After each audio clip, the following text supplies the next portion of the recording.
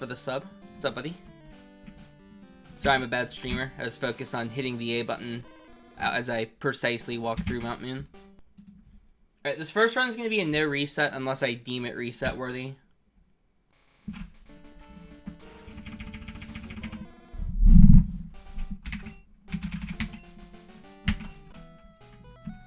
We'll see if I deem it reset. I'll miss up like one minute. Alright, we're starting over. This run will probably not be good. My goal for the first run is probably going to be like under 4 hours. Brock is going to be horrendously slow. Yeah, no reset run unless it is. That's how I should probably put it.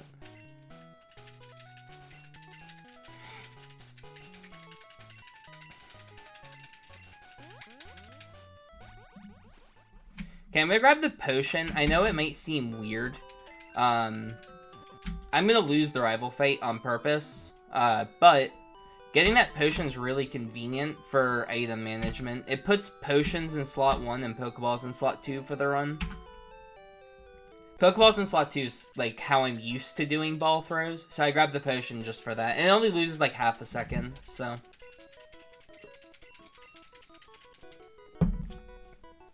This run doesn't really have resets, Panda. I don't need to reset for stats on anything. Every single Pokemon's been nipped, and we dump Charmander immediately, so. We actually dump Charmander to the PC in Pewter. Like, as soon as we beat Brock, we get rid of Charmander. We get it out later just for cut, but... speaking of Charmander, here you go. That is the starter. And, importantly, we need to name it a 3-letter name. I always label my Pokemon by, like, the first letter of their name, so I name it CCC. I think Brock will be under 30 minutes, yes. The Brock split is our, like, biggest time loss split compared to Glitchless, by far. Alright, crits are kind of nice here. Okay, good. Speaking of the double. Crits from Squirtle are also kind of nice here. Okay, Tail Whip's kind of nice. It looks like I'm probably going to win the fight at this point. He's gone in 3 turns. Oh, he can 3-shot me. Yeah. It's faster to lose. Okay. I will take a loss, please. That would be nice. Thank you. That was nice. Cool. Yeah, it's faster to lose the rival. You don't have to, I guess you don't have... I was gonna say you don't have to sit through a level up and getting XP, but... I guess it's not that much faster. You just want the fight to end, that's all. You don't, like, lose money for losing the rival fight, which is nice.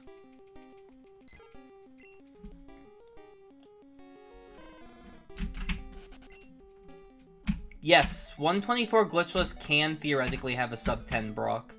I've only had it once. It's pretty rare. No, we won't use Nidoking this run. Nidorino was actually one of the Pokemon I considered using. But it ended up having too many issues with a couple, like, really important fights. Lance was nearly impossible, and then Sabrina was really bad. There were a couple other fights, too. Those are the 2 I remember, though. Those 2 fights in specific were pretty rough.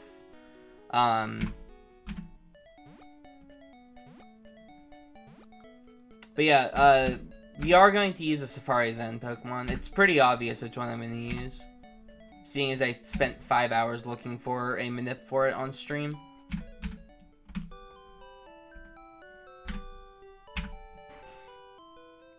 It's kind of unfortunate that we can't get an early Nidorino, though, because we could use Nidoking, it would be very good, but... Like, Kangaskhan, nice. I considered using Kangaskhan for this.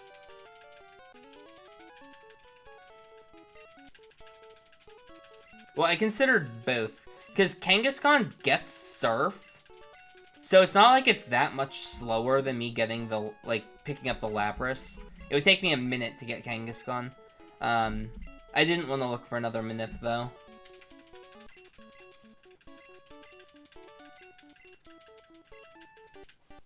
I also am, like, I'm still considering Pikachu even now.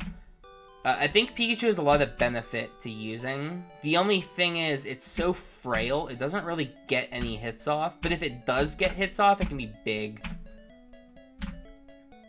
Like, if Pikachu manages to paralyze Rattata with Thunder Shock, it's a huge deal. Alright, you guys are going to really like this confidence. I'm going to be throwing balls at 7 Pokemon in this run. Money is pretty tight. We catch 7 Pokemon, we get 7 balls. That's all we can afford. Money is quite tight this run. I really should have scrolled in the notes. I think it's Hold Palette Crazy Buffer for this. I can't remember though.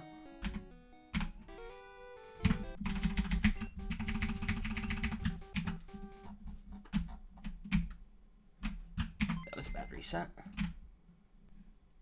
Hold Palette Crazy Buffer. Okay.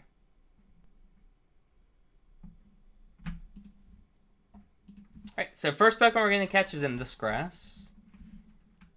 I wonder what it will be.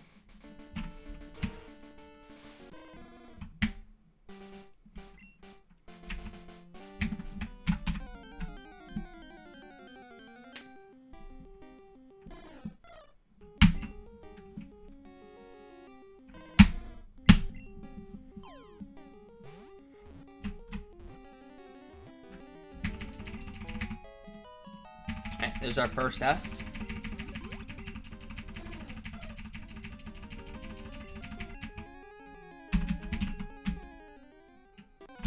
Nice. I forgot to do the movement the other way.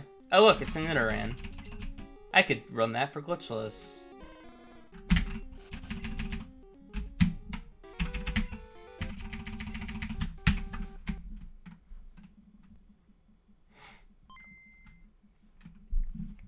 Alright, the second Pokemon we catch is also in this grass.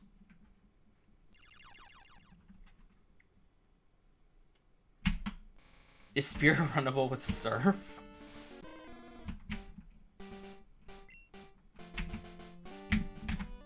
There we go. That's the right movement. Darn. I'm still gonna throw one YOLO ball. But this is only 33% to get in now. Oh, lucky. Okay. I messed up the A press. It's gonna happen a lot this run.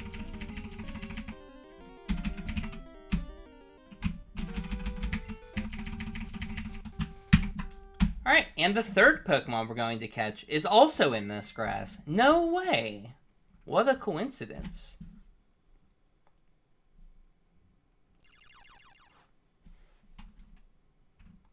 Everything's runnable with enough luck.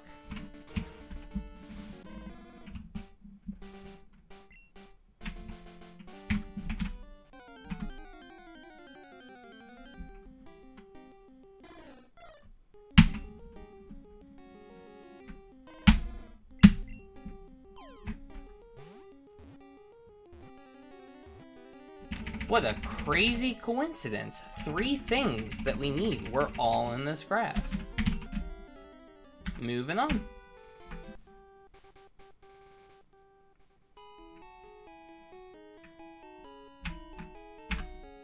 Alright, the next Pokemon we need for the team is up in this grass up here.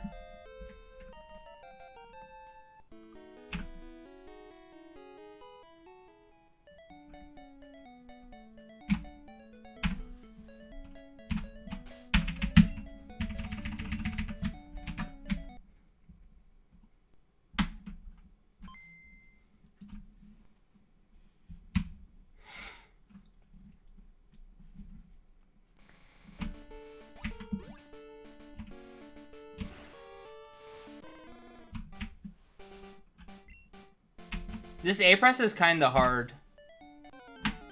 This is the fastest cry in the game. Felt okay. The Spearow, I think, has an extra frame of leniency. I don't think this one does. So the Spearow is a little bit easier to catch. Alright, huge mix-up here, guys. You notice how we named everything one letter? not that. That's 2 letters. Crazy. That might be foreshadowing for something. That might have a purpose at some point.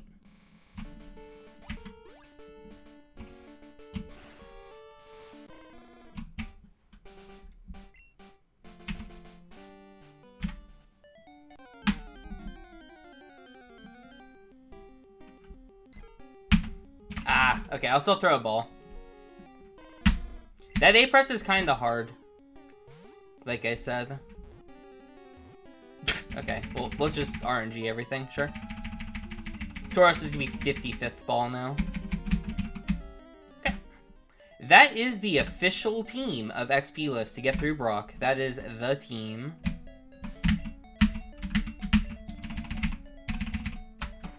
Alright, there we go. The team has been formed.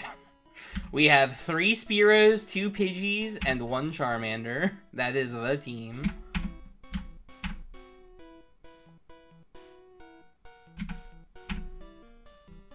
Do you have a target time in mind? Not really. I think eventually this will be like a 2:45. I'd be happy with the sub 3, but that's not gonna happen this run. I'm gonna make a lot of mistakes, I'm sure.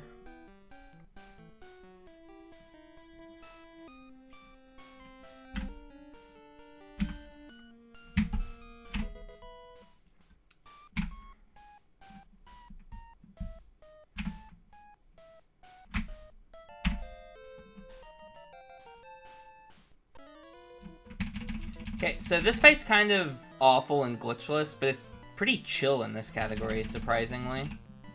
You 3-shot this Weedle with Peck. These Spearows have 13 DV attack, which is the highest, attack they can have at level 5.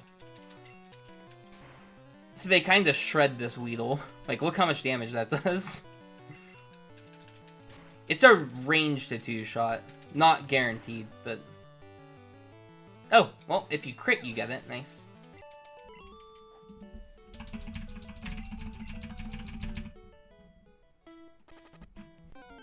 That's kind of annoying.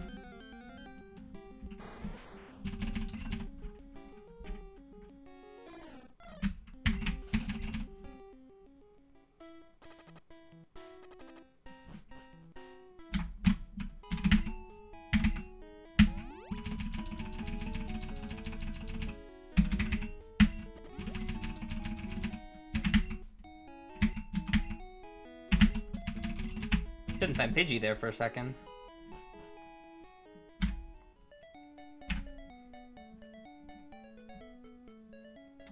Okay. There's 2 ways that you can do this. I think I'll go the more consistent way. I've managed to do this fight with no potions. I am just gonna take the time to buy 5 potions, though. This makes it way more consistent. The fear is that you get criticaled by Geodude or Onix, and it's such a time loss if that happens.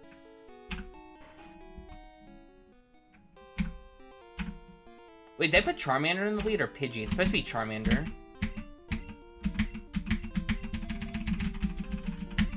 Okay, I'm gonna save just for safety, obviously.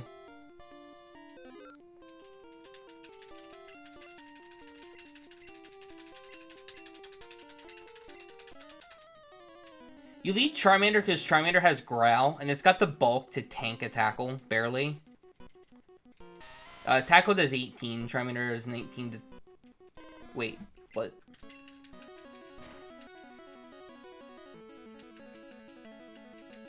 Okay, we're good. You speed tie the Geodude as well, which is kind of nice. Okay, I guess it can have 18. I thought it had 19 minimum. Whatever. Alright, I'm dead. But I got 3 Growls. That's all you need. Pidgey time. Are you kidding me? Hey, thanks, Robin. Okay, well. Critical from Geodude is 2%. And it's very bad when it happens.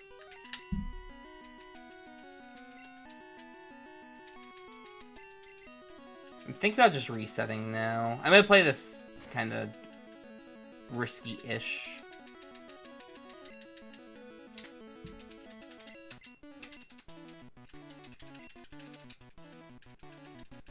Geodude is 1 in 50 to critical, and it also now has to hit me to critical, which is not common.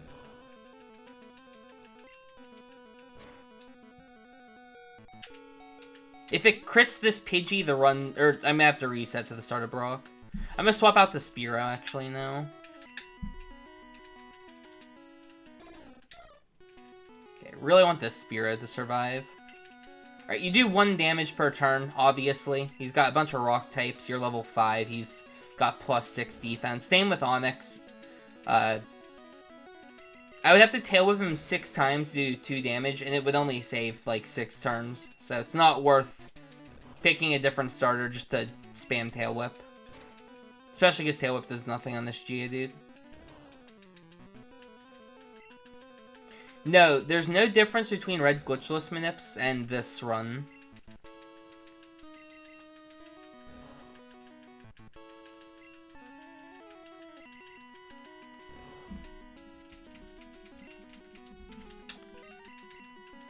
I will not be catching any level 50s.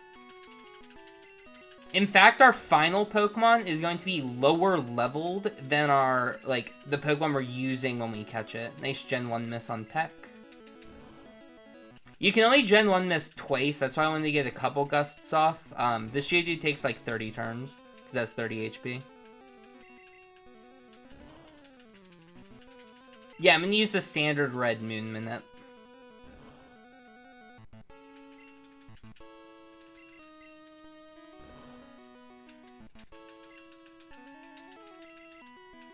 If you guys are wondering, yes, this is the longest fight in the run.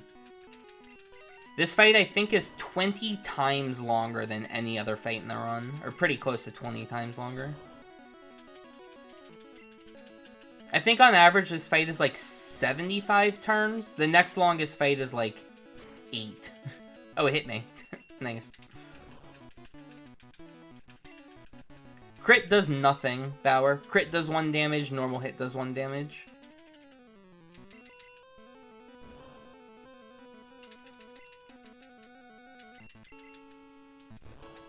Spear's like 11% to crit, I think. But it does 1 damage, so it doesn't matter at all.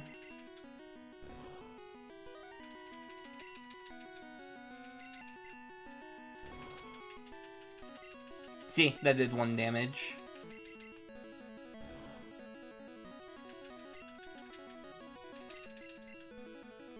Okay. Yeah, it was pretty good on my numbers here. That's why I wanted to get a few gusts off. It was very important to at least get a couple off. This will not kill.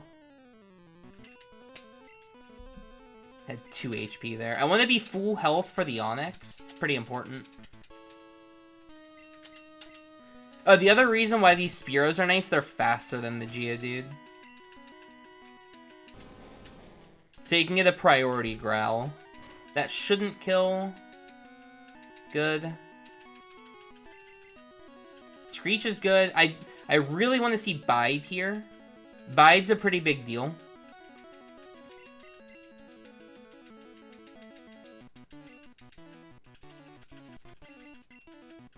Okay, I got 4 growls. That's good. I'll take 4 growls there.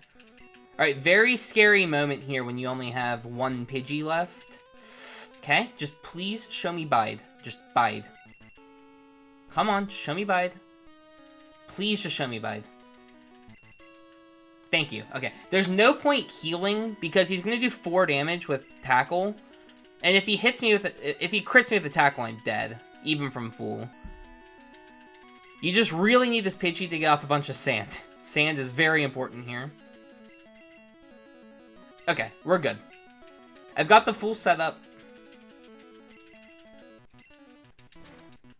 So Bide will always hit. No matter what Bide hits. It's kind of annoying. But he can only do 6 damage max with Bide.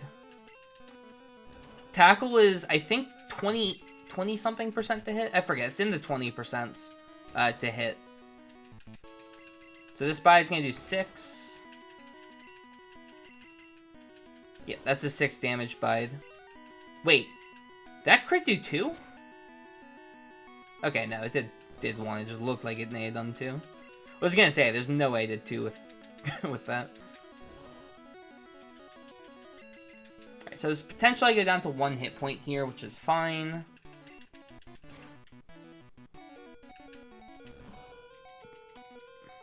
I'm gonna use a potion. I wouldn't normally, but I don't want to reset at this point.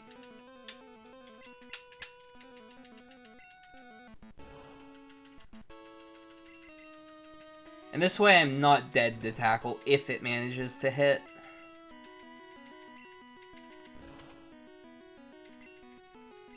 Yep, you kind of, like, this is just the fight. You just have to chip away 1 hit point at a time. Bide cannot critical, no. It will always do exactly double the damage dealt between the 2 to 3 turns.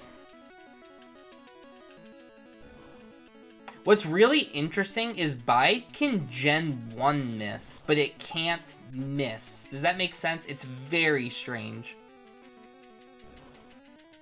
But Bide does have the ability to Gen 1 miss. I don't understand how the coding works on Bide. It's very weird. But it skips the accuracy check, but still has a inaccuracy check of 255.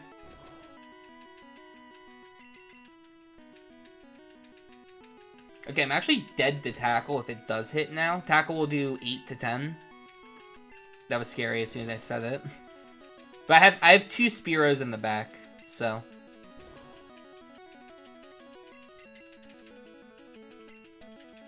And I could potentially live a tackle. The thing is, I'm almost out of Gust PP on Pidgey, so.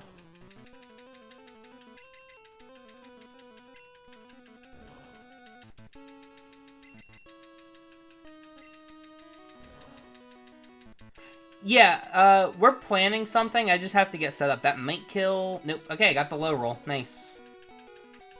Yeah, that's why you want to get up 4 growls. It's actually kind of easy to live. I'm hoping it just kills me soon.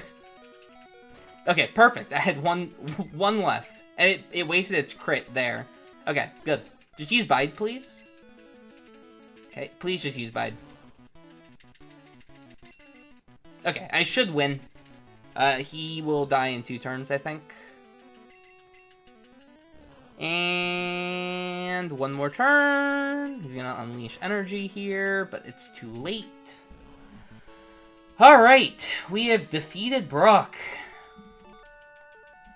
To all the people who complain like you can't beat Brock unless you pick Squirtle or Bulbasaur as a starter, which by the way, Charmander's faster than Bulbasaur getting through Brock anyway. There you go. You can beat it with the team level 5s. Just takes a little bit of strategy.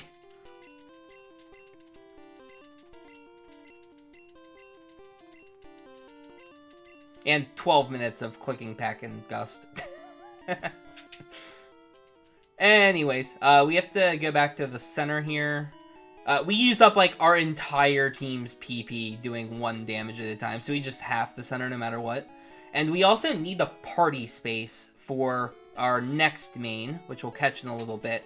So we do have to deposit here.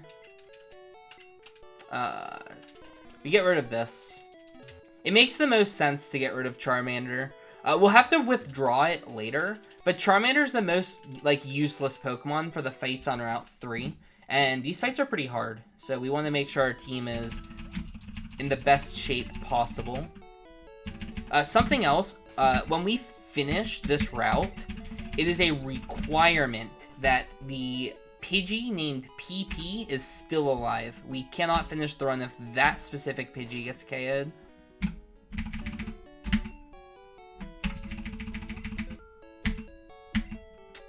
Okay.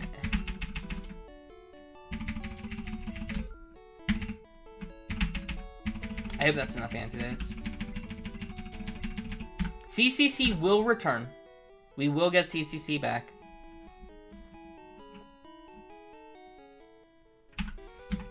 Okay, these fights are all scary. This is the, like, least scary of all of them. Specifically the next fight. The next fight is horrifying. It's hard with, like, an actual main, and we're using a garbage team, so. Yeah, unfortunately this Caterpie will always use 7 with Tackle. You really want to see String Shot. That's unfortunate. I'm gonna have to heal now. Really hoping for String Shot. String Shot also badge boosts you. Good. And the really good thing about badge boosts is because we don't level up and lose badge boosts. So I'm gonna keep those 2 String Shot badge boosts through this whole fight. Which means, since that hit me, I should 2-shot this Weedle, which is a pretty big deal. Not quite. Okay, this has a chance. With 3, it's possible. Or with 4, it's definitely possible from there. Darn. Okay, really good. I got all String Shots from the Weedle. Did not get poisoned. That's a pretty big deal. This Caterpie that String Shots me could also go down. Not if it's gonna miss. That was a very good roll. That's the roll I was hoping for on the Weedle. Oh, with another String Shot, I should get this unless it happens. Thank you for not critting. Good. Save the turn. Okay. Obviously saving before this fight. This fight will likely take a few tries. I have to have 1 Spearow alive, and I have to have the AA Pidgey alive. Or PP the Pidgey, whatever I named it. Those 2 Pokemon must survive this fight. I can have 3 Pokemon knocked out, just not 4. That's a very good first turn. A Tail Whip is scary, but fine. That Tail Whip is even scarier, but still fine. Okay, I think I still tank. No, I'm not gonna tank, I don't think. We'll see. This might live on 1, which would be very good. Darn. Okay, that's fine. That shouldn't kill. That's a crit. Oh my god, that's so bad. Okay.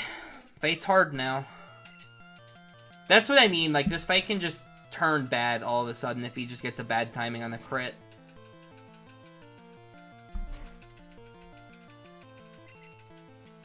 That won't kill, I'll live on 1. Or 2. Okay.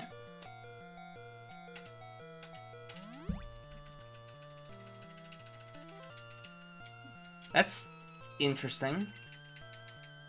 Okay, I'm okay with that. -1 going into Ekans, which is a little sketch. That's terrible.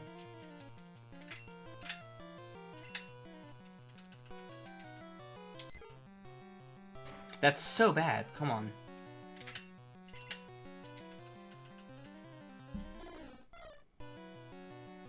Okay.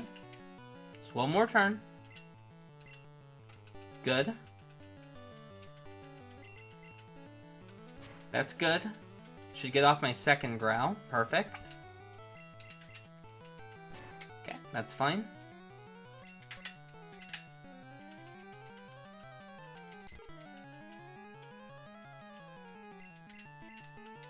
Good. Okay, I got my sand up. That's important. 1 more sand. Good. Good. I'm gonna heal up in preparation to swap out. Oop. Okay. Good.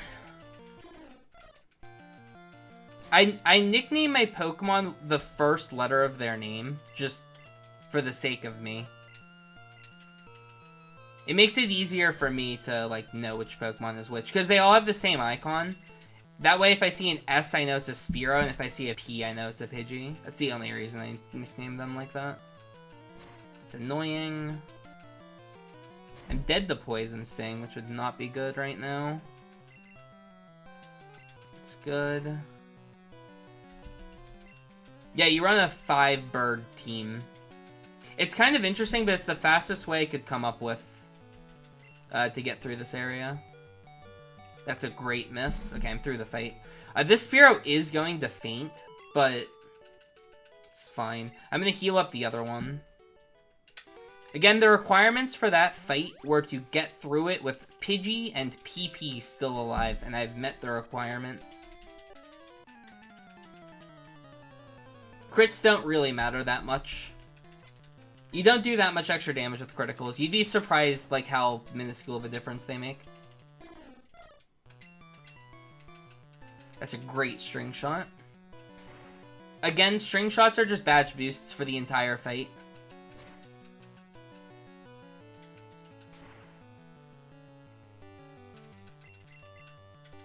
Good. Okay. Very good fight here. That's a great start. I didn't look how many pecs I still have on this Spearow. I'm going to need to take a look at that. Oh, I've got 28. Okay, this is really good. Yeah, so whenever you get Brock's badge, you get a 9/8 boost to your attack. It's just a feature within the game. It's called the badge boost. But there's kind of a bug with badge boosting where whenever your stats get recalculated, for example, if you use a move that like boosts one of your stats, it'll recalculate all your stats, but it includes the badge boost in the recalculation, so you get like a second 9/8 boost, even though you should only get one. So if you sit there and you get hit by like 10 string shots, you'll start doing way more damage than if you get hit by none. That's a bit scary. I'm not going to heal, though. Good. I'll heal after the fight.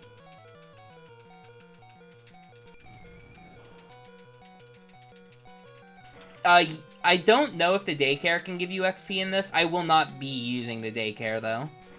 The daycare is way too slow. This is a speedrun.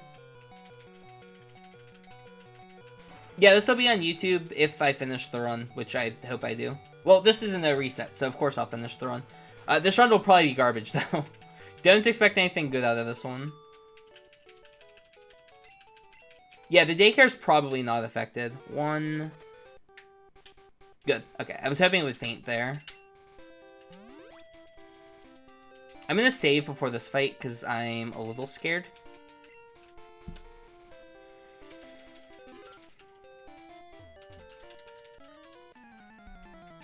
Any idea what I will be using rare candies on? Yes, and I will use 2 rare candies on one Pokemon and 6 on another?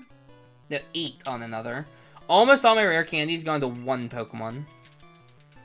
Which makes sense. You want one high-level Pokemon.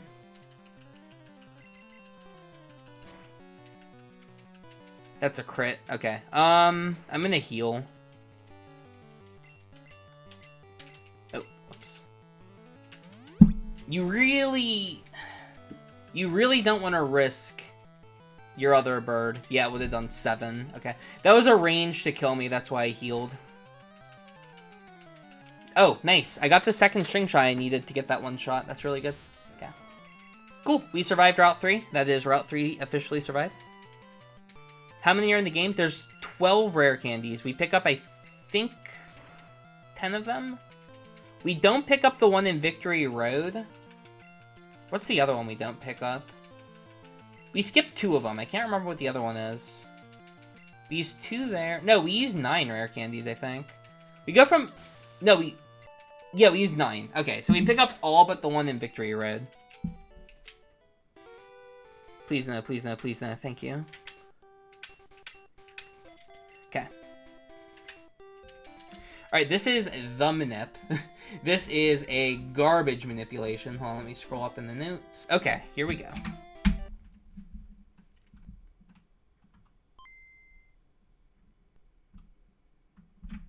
Wish me luck. By far the hardest manip in the run. Not even comparable. I just learned this last night, and it's like a 10-minute long manip. That's an exaggeration. It's like 3 minutes, but still.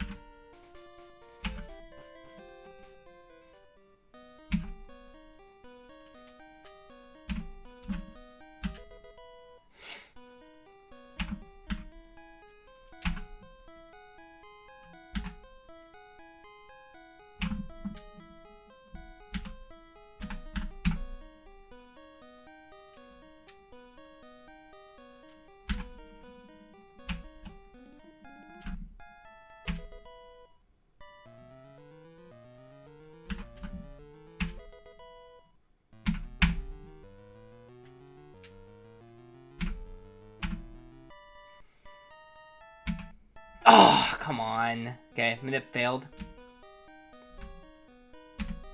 I have a backup, it's fine. I have to deal with encounters now. I can't die to these encounters, though, is the issue.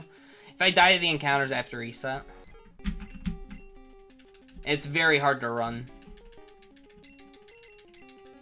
Do I want to reset?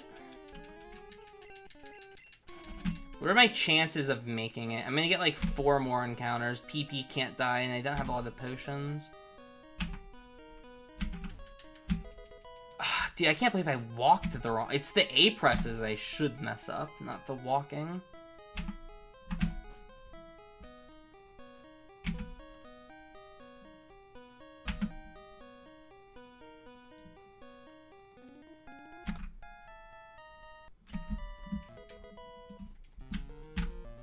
Okay, nice. Or just get lucky. Cool. Okay, let me pull up the backup Manip. I don't have it opened right now. There's a backup here that I can do. I don't have pulled up because I'm dumb. Okay.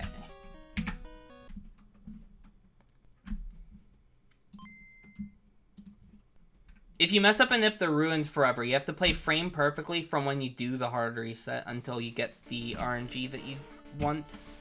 So when I messed up that step, my manipulation was just gone immediately. Okay, we're fine. I got very lucky, so. Is this left side, left side? It's up, left side, right side. Up. Dude, okay, I'm gonna just reset now.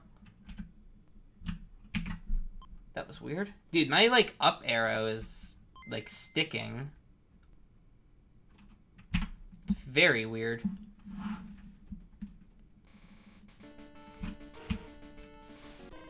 I don't know what's going on. Like, my up arrow is sticking. That time I felt it.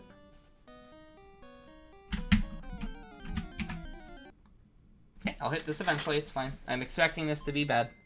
I was not expecting this to go first try. I was expecting like 3 or 4 tries anyway. I forgot the A press is on the turn, not the frame after.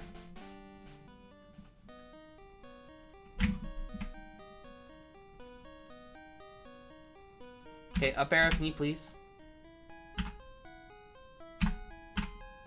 Left side, right side. This movement's different than I'm used to. Okay, I'm gonna have to open the notes again for the next Manip. This gets me to this Manip. That was that idea. Okay, I think this is the right tile. Yes, that's the right tile. Okay. I actually don't think that works. Let me buffer it on the hard reset.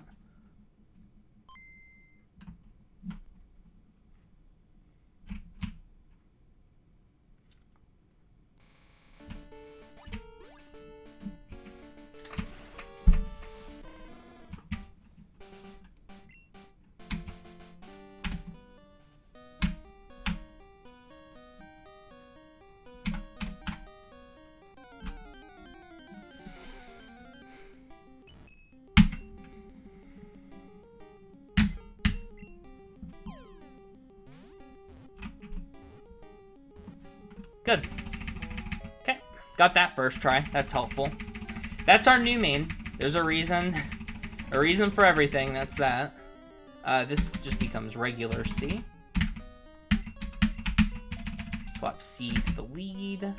Rare candy C. Make sure very carefully that I do that. We get Sing at 13. That's the reason why we need the high level Clefairy. It also gets Water Gun for the rock types. Gets Mega Punch for everything else. Sorry, I've been focusing. This is a very hard split. That's why I haven't been paying any attention to chat for a bit. Okay. Cool. That wasn't that bad. 6 minutes for a moon. I will take it. Palettes sort of affect the Manip. You can pick any palette. The reason why you, like, change the palette is because you're trying to change the amount of time from the hard reset. So, like, when you turn off the game and turn it back on, it plays, like, the Game Boy logo, you get the same RNG seed. but you can delay how long that seed is, or how to explain it. You can, like, delay the amount of time that the intro takes to get different, like, randomness within the game. That's kind of how it works. So, holding a pallet delays it by a couple frames, because the game has to show you, like, which pallet you're picking. And because it delays it by a couple of frames, nice critical. I don't have to deal with the Zubat. I'm very thankful for that. Because it delays it by a couple frames, you get different results. And specifically, we need to delay it by however many frames that pallet does to get the Clefairy on that slot. I don't know why I saved for this fight. This fight's not quite as scary as the last one. You can pick any pallet, though.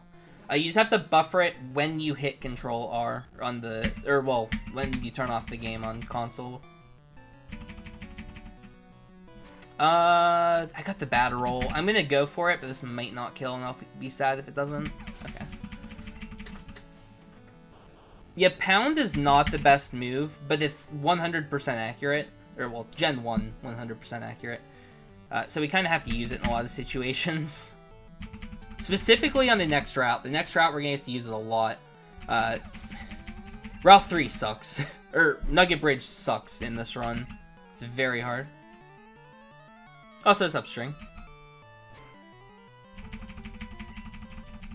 Okay, please just hit and the fight's over. Thank you. Okay, fight's over. I'm not going to waste an antidote. I'll just take the death.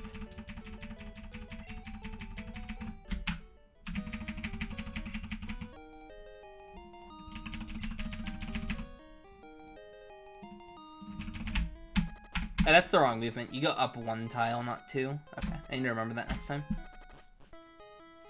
Alright, 40-minute Mount Moon. We're only 14 minutes behind the glitchless run. Let's go. I'm actually surprised everything's held up so far. Like, no issues. All the manips worked. I did a full test run last night just to make sure everything worked. I did it with, like, speed ups and save states and stuff. Hey, thank you, Panda. Appreciate that.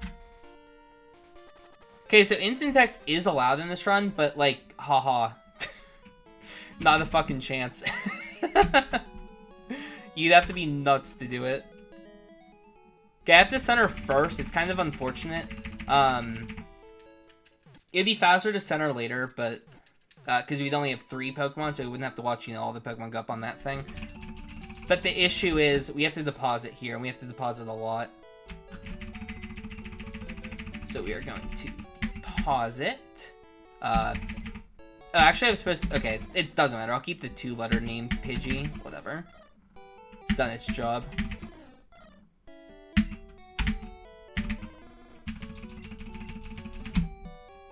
So you have to make party space for everything later.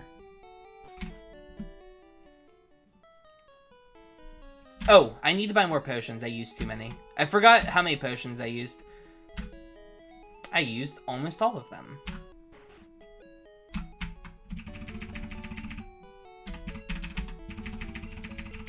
I hope that's enough potions. Let me look really quick, actually. You want 11 here. Yeah, we're definitely one short. I might go for the dumb strat on Rival, then. Oh, Rival, this is probably the worst fight in the game, as far as, like, chance of dying is concerned. This fight sucks. There's no way to make this fight not suck. It's just not fun. Also, unfortunately, my Charmander's dead. It's kind of nice to have Charmander to switch into, but should be fine. Alright, I'm going to candy very carefully this thing. And I'm going to save for the Rival fight. Okay. I have a strat for Rival. It is called Fuck This Pidgeotto. And we are going to cosplay as a Jigglypuff for this fight. That is the whole strategy. It is not a good strategy.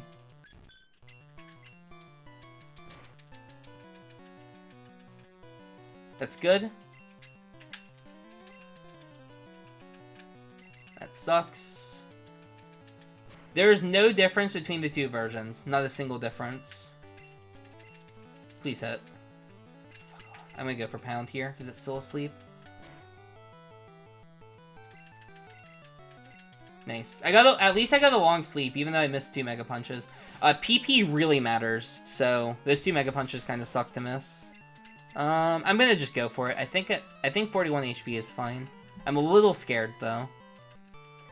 You Pound Abra, even though Mega Punch would one-shot it, just because you need your PP to make it all the way through this route.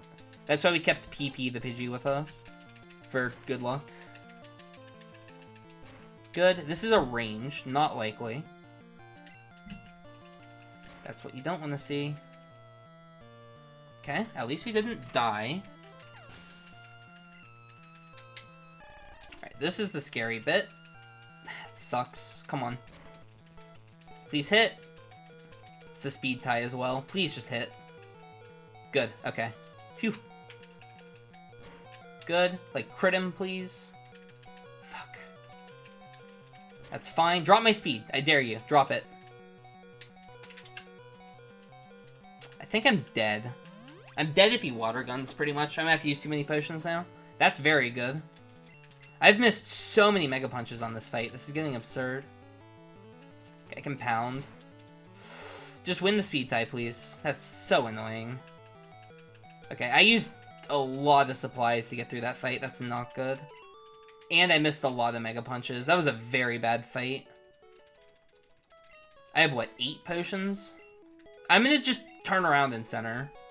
It might seem weird, but I missed too many Mega Punches and I'm very low health. I'm just gonna turn around in center. It'll just guarantee I can make it through the route. I missed, I think, 4 Mega Punches. Luckily, I didn't die, because I missed 2 of the punches on Pidgeotto, and I just got a 7-turn sleep, so I RNG'd my way through it. This also gets my Charmander to be alive, which is pretty good. Having Charmander alive will help later, because I have something else I can swap into if I get sand attacked. You don't one-shot anything on this route. I don't think there's a single Pokemon that goes down in 1 hit. Oh, the Weedle does if you get String Shot. That's the only thing that goes down in 1 hit. Oh, the Rattata's a range. Rattata's a range. So there's 2 things you can one-shot on this route. Otherwise, everything is a 2-shot. Oh, nice, Akisto. You actually go for Pound on this Caterpie, because it can 2-shot if you get a good range, or if you, well, if you crit, you kind of lose a turn, but it's whatever. Okay, I can go for Mega Punch now on Weedle, because I did get hit by String Shot. Hey, thanks, Pinkish. Dude, my Mega Punches are not good right now. Okay. Good. Okay, at least I got the Weedle.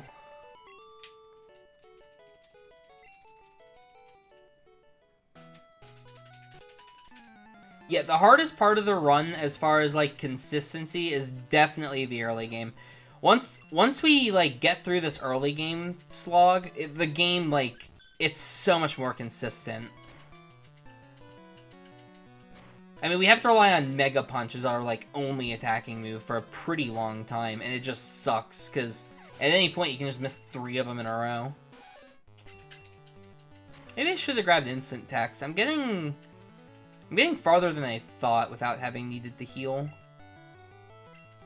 Annoying. That's a good miss. Okay. Yeah, PP will probably be alive at the end. The most important Pokemon to keep alive is obviously Clefable.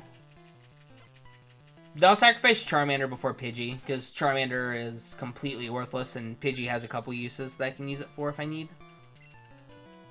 Actually, was that Quick Attack miss, or did it Tackle miss? I didn't read. That's a great Tail Whip. That Tail Whip gives me a chance to one-shot the Ekans. Please? Oh, wait. Oh, you need 2 Tail Whips, right? Not 1.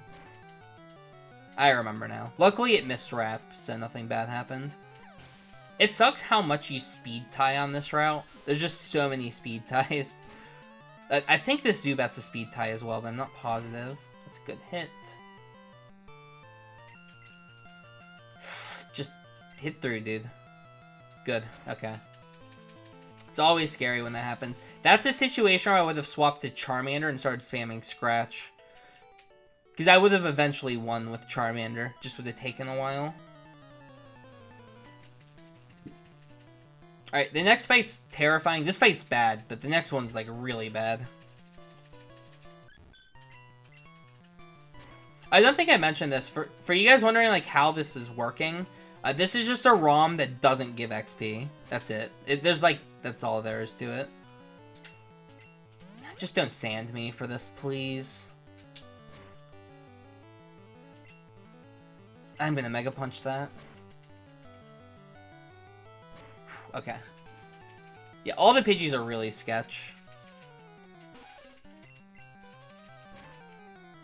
And I crit the Nidoran, darn. This is a range. Please get it. Darn. Okay. Didn't die, that's important. Should I save for the next fight? I probably should.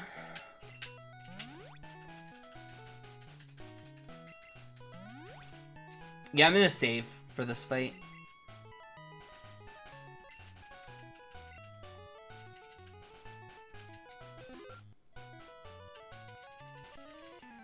It also might seem weird. We're gonna grab the Thunder Wave TM. We're not gonna teach Thunder Wave. We desperately need the money for potions, because you have to use so many potions just to survive the early game. It might seem like really weird going way out of my way for it, but it's 100% necessary. The potions matter way too much.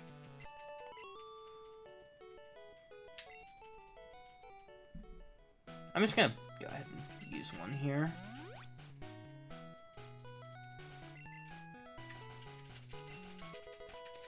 Alright, so I was down 7 Mega Punches from the rival. Yeah, I'm happy I went back and centered. I missed way too many. I had really bad Mega Punch luck. If I didn't center, I would have had to use Pound on a couple fights, and it just adds a lot of turns, and then you're using more potions, and that's when things start going wrong, but I should pretty much exactly make it on Mega Punches right now. That's annoying. This Ekans, I think, is a speed type, but it might be faster. It's probably faster. Crit. I hope this kills. This should kill. Please. Good, okay. A little worrying there.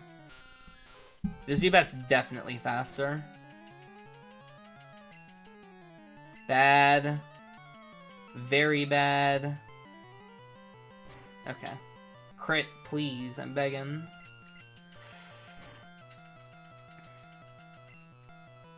Oh my god. Okay. 4 potions left. That's bad. Thank you. Just hit through and I win. Just hit through and I win. Dude, calm the fuck on. Did I save? Oh my god. Fuck this. The classic.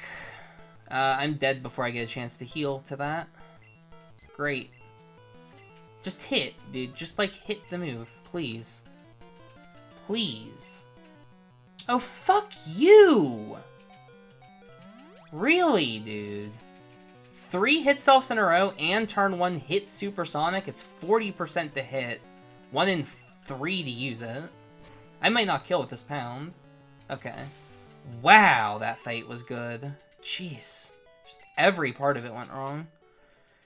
Okay, I almost have to walk back to the center and heal now, because I just took so much damage. How many potions do I still have? 2 potions now? Yeah, I think I'm fucked. I think that did too much damage. I'm trying to think if this is possible to keep going. I have an idea. I have a really good idea, actually. Okay, well, this fight is probably going to take a couple resets. I have, like, one way of not having to turn around, and I know what I have to do.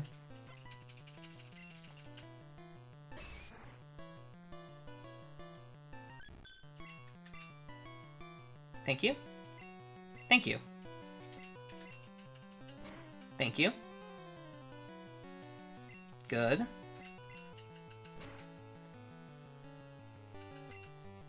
I'm not gonna kill from here. Just get the range somehow. How much does this do? Oh, okay. I'll take a non-crit karate chop. That's fine. Okay, I'm at 54 HP for the rest of the route. I can't heal again.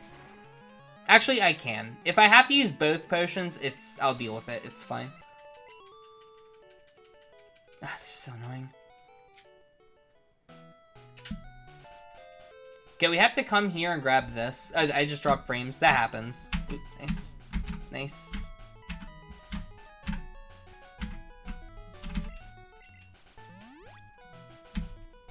We have to do that fight because we need this elixir to get enough Mega Punches just to finish the route. I'm gonna save for sure. I'm not in a good position anymore. Yeah, it kind of sucks, like, this part of the run, how difficult it is, but there's no better way. Clefable is the only Pokemon that's reasonable to use here. So you kind of just have to take it, even though this whole section is garbage. Okay, that's at 6. That'll do 6.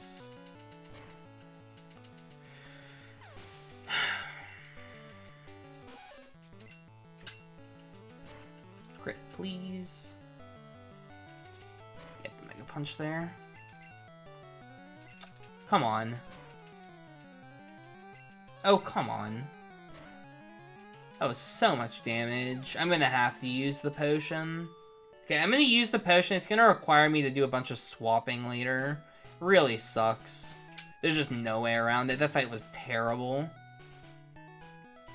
I might have to reset back before that fight if this fight goes poorly. We will see how this fight goes.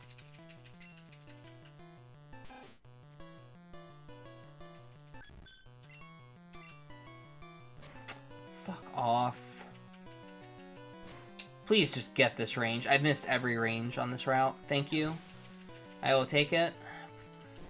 I'm speed tied here. Please just use Leer. That sucks so bad. Oh my god. This is so much damage. You're really gonna do 10 damage to me, Ekans? Really? Wow. That's as bad as possible. Okay. 27 HP for this next fight is not enough. You want to go in at 45 or higher? Yeah, we're gonna probably need a critical. I mean, it's worth saving. I'll just save. Alright. This is probably going to take 3 or 4 attempts. I need a critical on one of the Oddishes, most likely. How many Mega Punches do I have? I have 4, right? I should have 4 still. Yeah, I have to hit every Mega Punch. I'm gonna need to crit one of them. It doesn't matter which Pokemon here I crit. Please crit. Okay, that's annoying. I need to get this range. Good.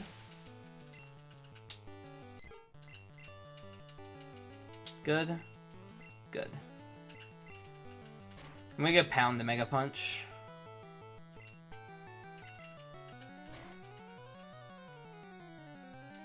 Good. Okay. Since it didn't wake up, I figured I would just go for another pound. Yeah, Sing is kind of like your get-out-of-jail move. You just need to use it sometimes. Alright, please just crit. That would be so good. Okay. I'm gonna do the pound. I'm gonna risk the range. Got it. Okay. Okay, we survived the bridge. We're gonna have to do an extra couple swaps. Oh, I forgot to pick up Thunder Wave, didn't I? Fuck. That's not good. I might need it. Yeah, I can pickpocket her, it's just I'm not, because I wasn't thinking about that. I'm routing money in my head right now. I'm very short on money at the moment. I did get it? Okay, good. I thought I forgot it. In my head, I was like, I don't have it. Alright, this will be a sub-hour bill. I don't know, like, what times are good or anything. I just know I'm, like, 20 minutes behind a regular glitchless run right now.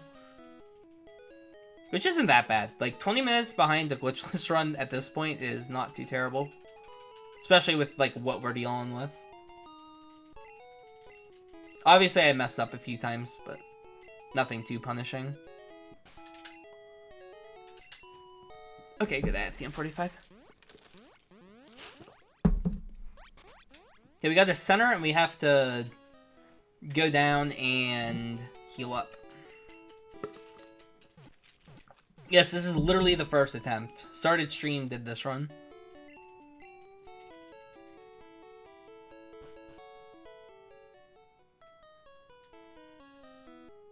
I didn't think I even reset.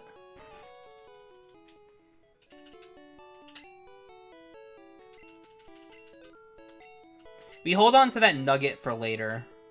7 potions should be fine. I want to save my money for later. And I need to set up my item order, so it's... That goes there, this goes there, this goes there, this for potions. Item order is critically important. It has to be the same order. I definitely centered. Okay. Yeah, the item order is extremely important. Oh, I forgot to hit my bill split. I'll hit it, like, when I go through this door, because this is probably when I should call the bill split. Because that'll factor in if I had the mart or not. Am I set up? Okay. This is a terrifying fight.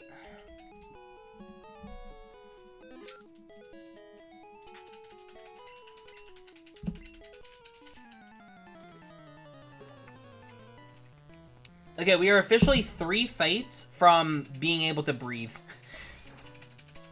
It's just every fight up till breathing is terrifying. That's bad.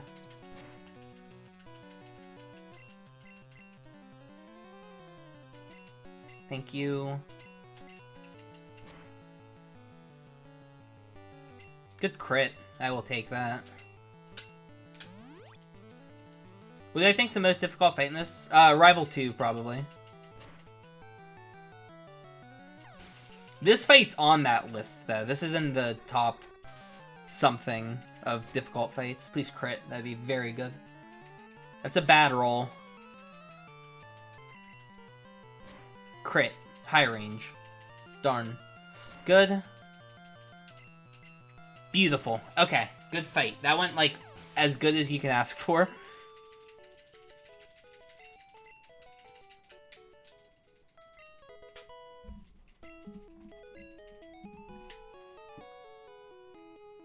Oh, I was supposed to buy repels there. No, that doesn't matter. I'll buy repels later. It literally doesn't matter where I buy the repels. I can do either one. I'm actually going to potion up now. This next fight, like, all these fights, they're kind of just brain dead, like, nothing happened fights and glitchless. But in XP list, they become ridiculously hard. Like, this Pidgey fight, all 3 of them have sand, all 3 of them are faster than you, and all 3 of them live a Mega Punch. So this fight, you can get sanded 6 times. It's crazy how hard some of these fights are for, like, no reason.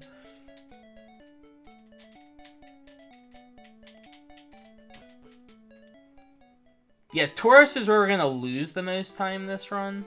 Be very careful with my controller here. This controller is not the best. I didn't save. Okay, well. I have 2 Pokemon I can swap out into, I guess. Wish me luck.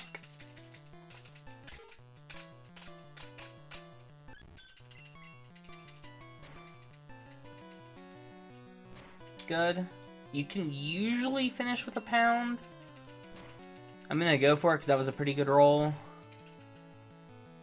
You've got to be kidding me. Okay, punished. Punished, but it was the same as if I missed the Mega Punch. Okay.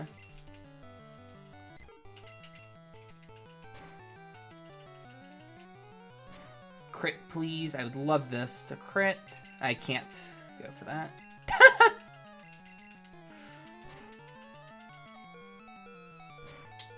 Sucks to suck last. Let's go. Okay, my hard switch here. Hopefully it's sand so I can get a potion up. I might tank that on 1.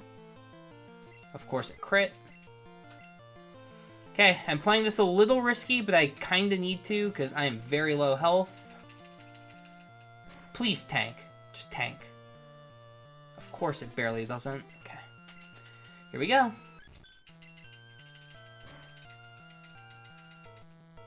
Good. High range, please. That was not a good range. Okay. We are through a scary fight. Good. One fight left. We are one fight away from just being able to breathe.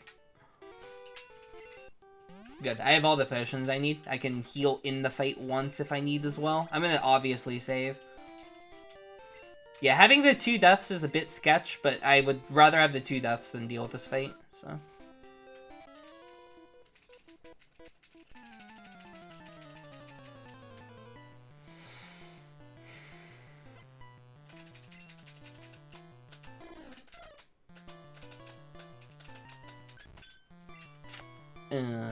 What was my play here? Yeah, you Mega Punch the Spearow. Oh, I can't swap out for Tech Falls. That sucks. That is an interesting Leer. Oh, of course I miss. That Leer would have been terrifying. So I'll at least get this KO because of the Leer, but this Raticate's gonna do a lot of damage now. Please just hit the Sing, please. I'm dead to Hyper Fang, I think. Oh my god, please. It's 55% accurate, come on.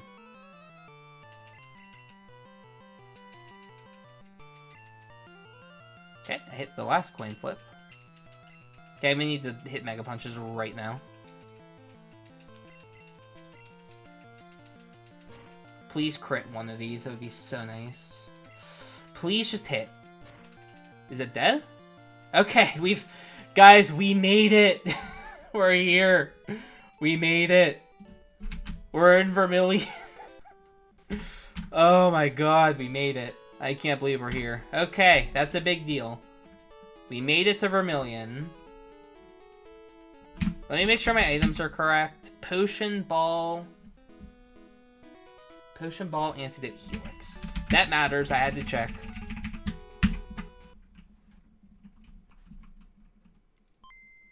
Alright. Let's go.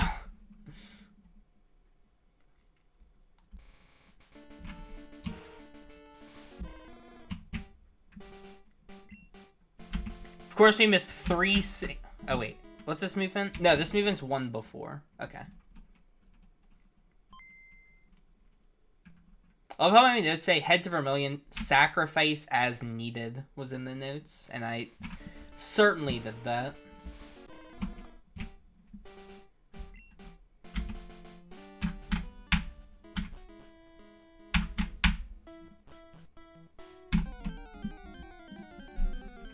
Everyone say hello to the new main.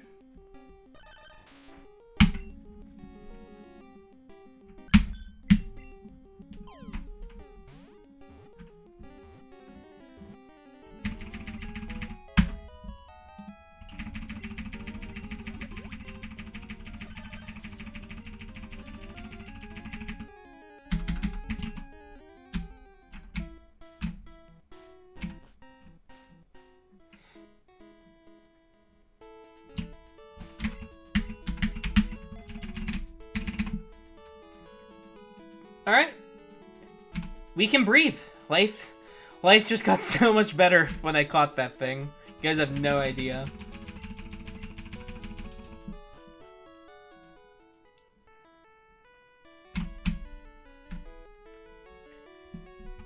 You go from literally not one-shotting a single Pokemon to one-shotting every single Pokemon in the game except for one, only in a specific circumstance.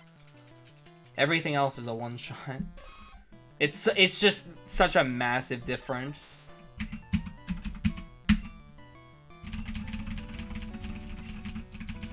Yes, Dugtrio is our main for almost...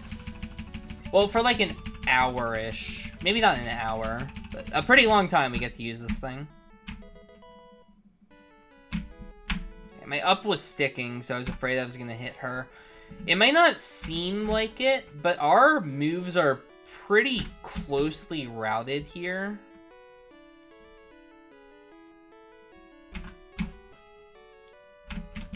Like, it's a bit strange. We just don't get a lot of leniency with our moves.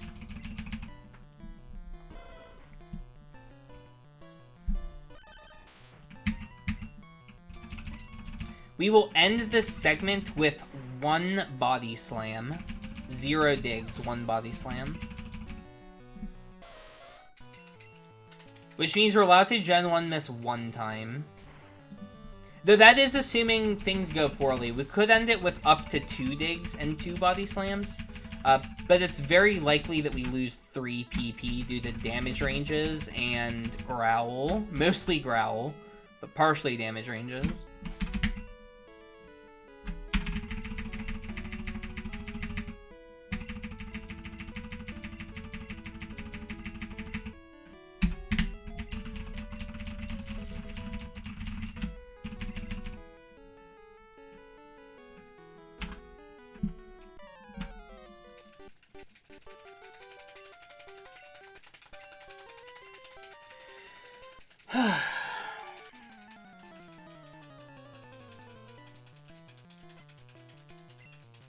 You would have to have a level 100 waif, that's the only thing. And getting level 100 and just steamrolling the game would be boring. But you're walled by the rival fight. You can't finish the rival fight without XP. That's the worst damage range in the run to miss. It did not sand. I'm very happy for that.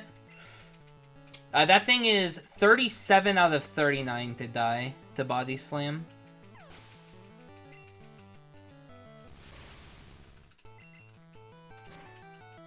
Luckily, it did not sand. If it sands, you have to swap to Clefairy and wait till it kills it. War Turtle does not die to body slam, unfortunately, so we do have to dig. There's a few things we just have to dig. There's no way around it. War Turtle's one of them.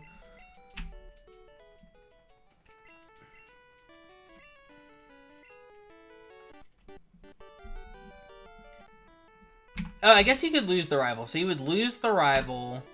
You would have to Death Fly in front of the Weedle guy, underflow a level 100 Nidoking, and then spam Thrash for an hour and a half. So yes, you could very easily complete the game without gaining XP. If you allowed glitches. But if you're going to allow glitches, you should just allow all glitches. So you would, like, basically just do the NSC route. I don't even... Does NSC gain experience? The old NSC route, does it even gain experience? I don't think it does. Wait, the old NSC route, does it gain any XP? Oh, I have 2 potions, right? Beautiful, that's helpful. You want full health for Misty. Okay, so we'd fight, I guess you win the rival fight, but we could theoretically not win the rival fight. Oh, I guess no, you would need to gain XP. Unless you, okay, you could manipulate the Charmander with 1024 IVs, or DVs, and then... No, you have to beat the Weedle fight. Okay, yeah, you would have to do a Deathfly variation.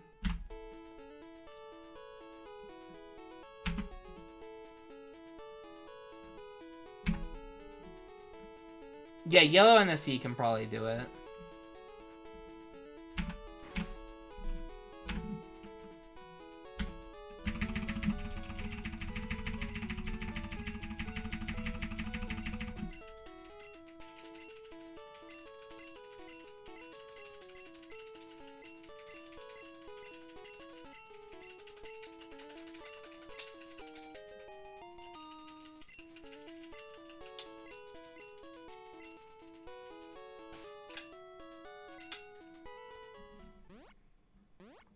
I can close out a ton of shit now I don't need.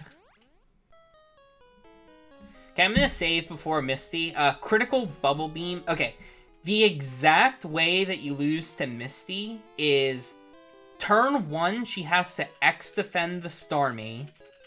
Turn 2, you have to non-crit dig. And on that turn, she has to either critical or speedfall you with Bubble Beam. And then on turn 3, she has to use Bubble Beam. Unless, well, if she speedfalls you, Bubble Beam plus Water Gun does not kill. So I will save before Misty. It's not that scary of a fight, but it's slightly scary. You're like 5% to lose, probably. But Dig one-shots Starmie, unless she X-defends.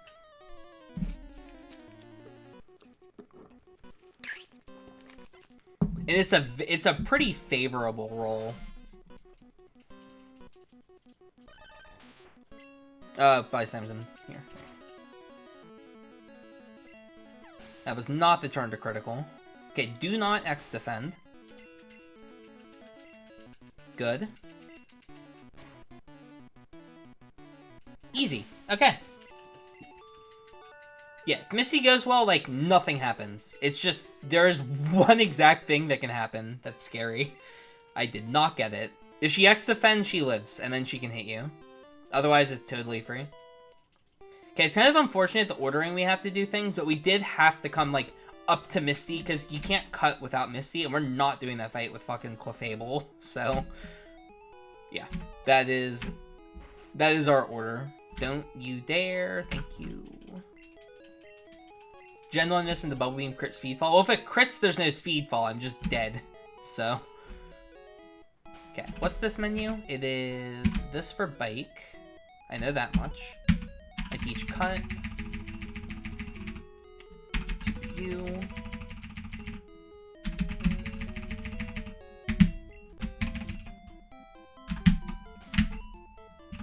Yeah, you're dead to 2 Bubble Beams or critical Bubble Beam. You survive Bubble Beam plus Water Gun, like, barely. It's like, I think, it's a range to kill you, but you're favorable to live. You can bike through this, right? Yeah. You're favorable to live. Like, barely.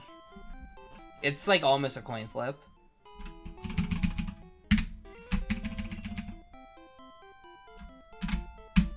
Nice movement. I always get worried about that guy for some reason. No, you do this first, right? Cut.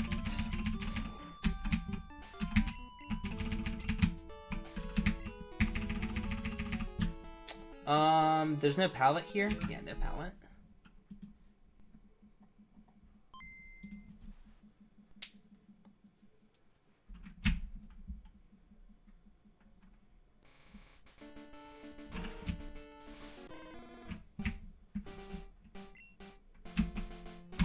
Yeah, you catch the Dugtree in Diglett's Cave.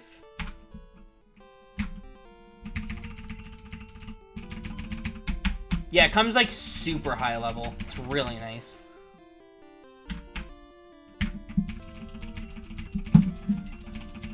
It's actually higher level than the next Pokemon we switch to. We're gonna switch to level 28 later. It's kind of silly that we switched from a level 31 to a 28, and it's faster. Even with the amount of time it takes to get to level 28. Okay, we could body slam the Voltorb, but fuck that. This Voltorb it has a chance to live, and it's just annoying. And we don't have a lot of PP to spare. It's pretty tight here.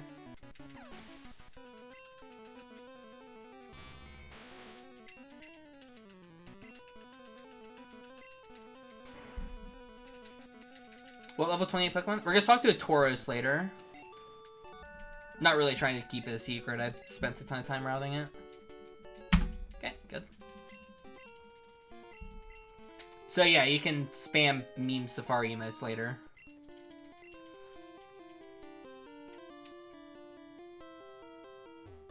Nice, good bonk.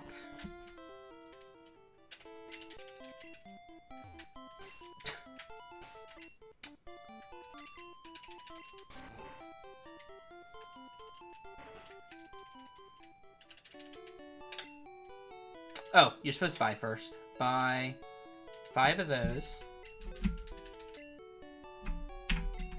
How did I even hit the B button? 3 of those.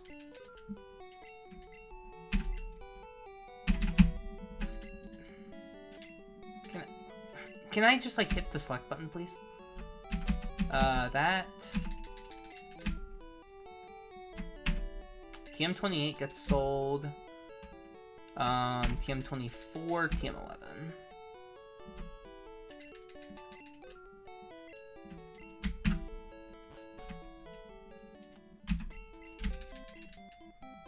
Yes. We don't actually fight well, we do use Dugtrio on Koga. No, you could easily beat Koga with Dugtrio. It would take 2 X attacks. And what's great is he can't even, like, damage you. He would use Tackle. His only move he can use against you on his lead coughing is Tackle. So you would destroy him. And you would one-shot everything after 2x attacks. No, that fight would be free with Dugtrio. The lead coughing doesn't have self-destruct. The only Pokemon that has self-destruct on his team is the Weezing. And because he can't use Sludge or Smog, he would only ever use Smokescreen or Tackle. Tackle would do, like, at most 10 damage, and Smokescreen he could X accuracy if he used. Hey, thanks, Monstar. Get Shenana scammed.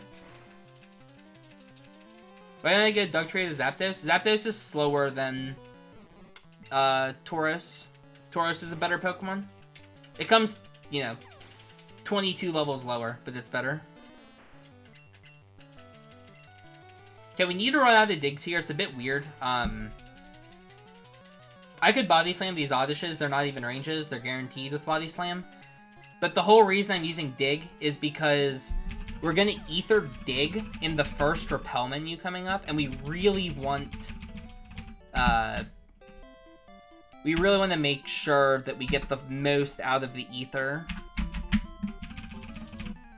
Yeah, Tauros gets Horn Drill. It also gets Fissure. Fissure and Horn Drill provides perfect coverage for one-hit KO moves. I think Tauros might be the only Pokemon in the game that gets both. It could be the case. I don't actually know. But, yeah, it gets both. Which is a big deal, because there's no Pokemon in the game that avoids both. So, you just one-shot everything. Okay, this Venonat, I think, is a range with Body Slam. That's why we go for Dig. Oh, yeah, Nidoking gets both. You're right. Nidoking, Nidoqueen, Tauros. That might be, like, the 3 that get both. Yeah, if Drifloon existed, then it would avoid. And Agatha would probably have one if it was in Gen 1, so that's good. There is no Drifloon. This is a bit weird. I am going to get this extra Super Potion. I was short on money because I had to do the extra shop.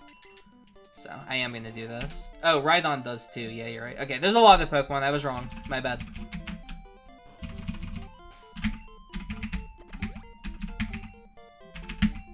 This on Dig. Okay, this fight actually sucks. This is probably the worst fight in the game. For Dugtrio, that is. That's what I mean to say. This fight sucks. There's no good way to do this. We don't have X attacks yet. This Cubone has Growl. If it uses Growl, rip. Please just die.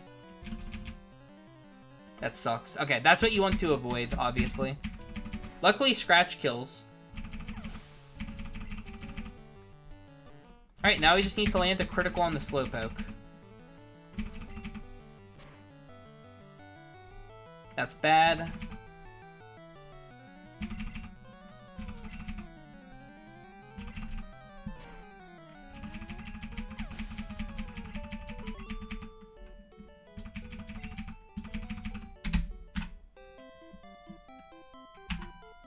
Yeah, what's up, Papa?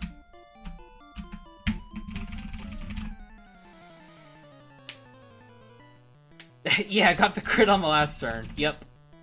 Great timing on that. Yeah, you can Body Slam that, if it, you know. Okay, really want to hit this range. This just saves... Oh, no. Get this range. Fuck you. I'm switching. I tank a Confusion on 1. Am I faster? Oh, that's amazing. That's not amazing. Please hit. We're good. Sweet.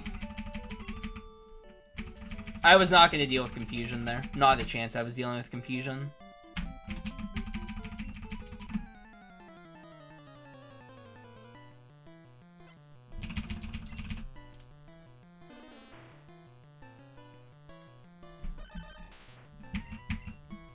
Okay, I have what, 5 digs? I need 2 outside the moon, 3 on the next fight, 2 on this fight. I'm gonna Body Slam the entire second last fight. Okay. I should have Body Slammed Bulbasaur. The Oddish is scarier. That was a small mistake. Oh, I guess that thing could have poisoned me. That would have been bad. Okay. Like I said, worst case scenario, you run out of PP. I'm going to be very close to worst case scenario. I did get the Growl, and I didn't get a single critical on any of the fights that mattered. That's the worst case scenario. Dugtrio is so likely to critical, I kind of calculate it into my PP routing, getting at least one. That was an early repel wear out. That was weird. I kind of just like factor in getting one useful critical. I can save a PP pretty easily on this fight though, which would be a big deal if any of them self-destruct. So please, one of you boom. That sucks. It has to be either the Geodudes though. If the Graveler self-destructs, I still lose a dig to PP. So please self-destruct and I will save the PP. Thank you. Okay, that matters a lot. Good. It's also faster, so like that's good on like both sides. I saved time and I saved my move, which I like really needed to save. Alright, check the math. That Graveler is actually barely guaranteed after it defense curls. So even if it defense curls on the turn you dig, you still get the one shot, which is a pretty big deal. I didn't think it would be possible, but yeah, it does go down. You do like 105% or something after a defense curl. Okay, so I have 3 digs. I need to dig the Oddish, the Growlithe, and the Vulpix. Yep, so as previously said, worst case scenario, you end this area with 1 PP. I guess worst case scenario, I found out you end this area with 0 PP. So yeah, pretty sketchy area. There is a backup though. You can always grab the Max Ether that's like right outside and use it, but that's slow. I didn't want to have to grab the Max Ether. Luckily I don't. You can just skip it.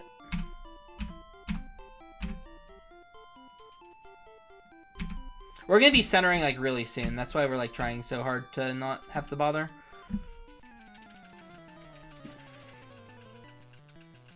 Yeah, Taurus has really high base speed. It actually hits 103 speed when we've got it fully decked out. And at 103 speed, it outspeeds like everything in the game necessary. It's kind of crazy. Like, Taurus has nearly the same speed as Nidoking for the mid-game. It's just slightly slower, which kind of sucks. Yeah, it's XP-less. Notice when I get a KO, I don't gain experience. That's the whole difference. That's the only difference between this and a red run. I'm gonna be very careful with my controller here. My controller's been finicky. I wanted to make sure I didn't hit that trainer.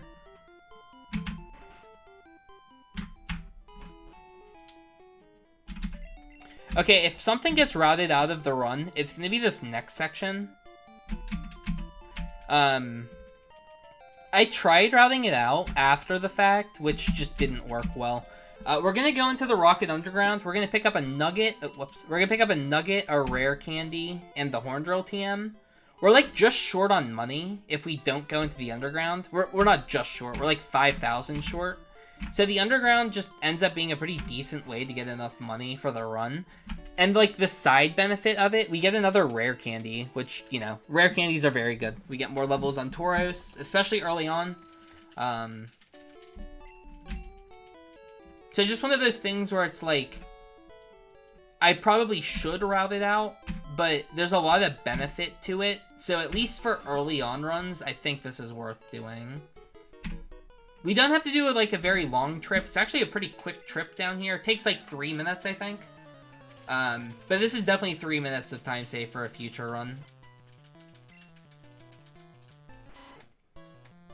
Yeah, that's pretty much the idea, Angel. Like, long term.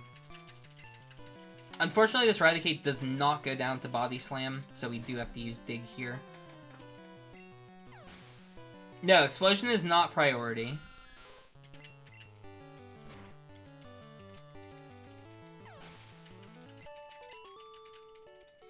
Thunder Wave to Horn Drill in your randomizer? Holy crap. Yeah, you can ban broken moves in randomizer. That's an option in the settings. Usually I ban them.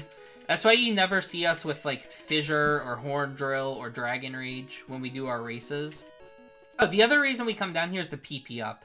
Maybe we do need to come down here. This PP up matters a ton.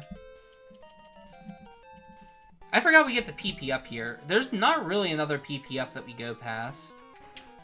Yeah, maybe this will be necessary long term. That PP up's a pretty big deal.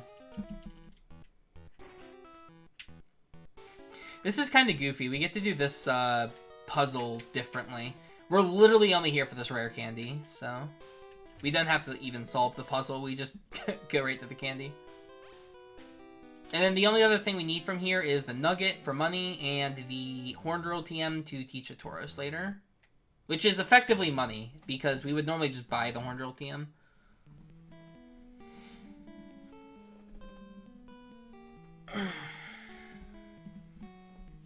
Yeah, this takes about 3 minutes. It's not as bad as you would think, but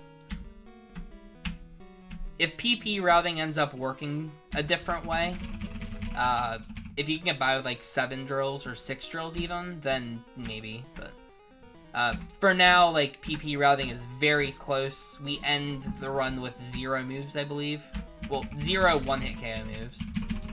We obviously have strengths left, because there's no way we could even use all those if we wanted.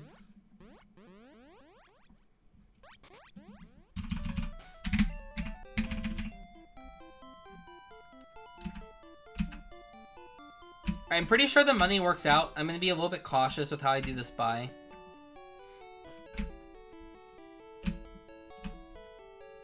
She went down. Good to know.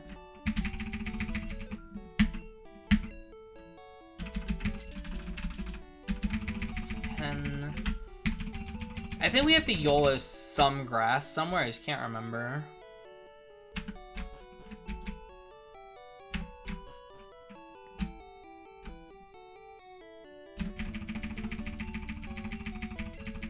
It's also nice we don't have to get Mimic. I considered using Mimic for this run, just for more Horn Drill PP, but I found a way to not have to do that, which is good.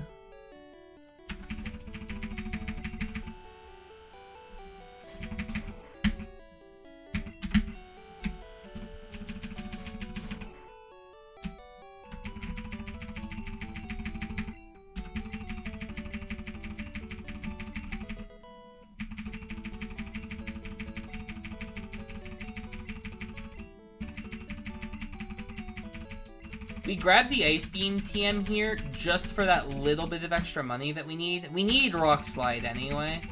Dugtrio needs Rock Slide for a couple fights. Well, namely 2 fights, but, yeah.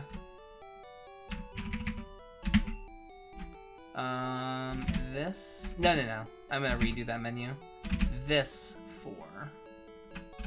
Oh my god, dude. Why can't I play the game? Sell that one.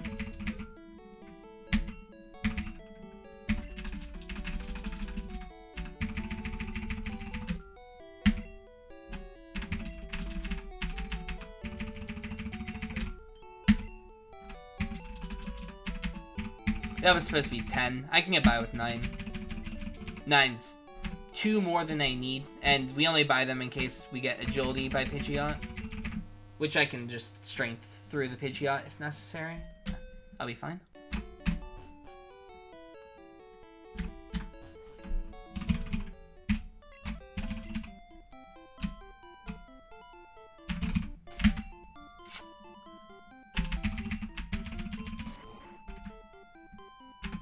Also, sorry, like, I can't really look at chat all that much because I'm so busy following the notes. Because, again, this is my first run.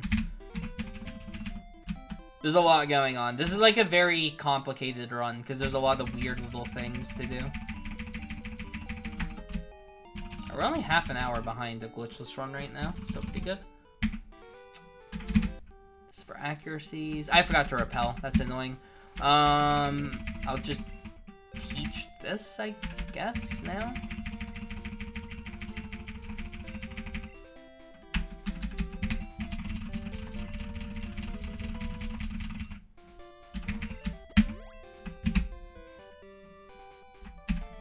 Attacks.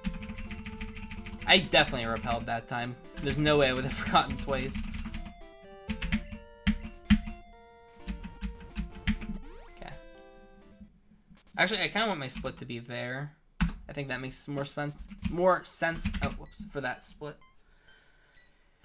Okay. Did I buy 18 or 16 X accuracies? There's 2 different routes I came up with. 18 is the safer one. 16 is a bit awkward. I don't use the daycare. Daycare's way too slow, Angel. Even if I wanted to, there's no way I'd use it.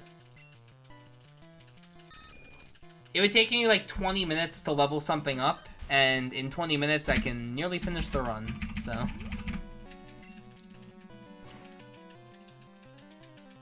That's an annoying crit. Don't. Please, just don't. I did not save. Oh, fuck off. Don't you dare. I don't know why this fight is scary all of a sudden.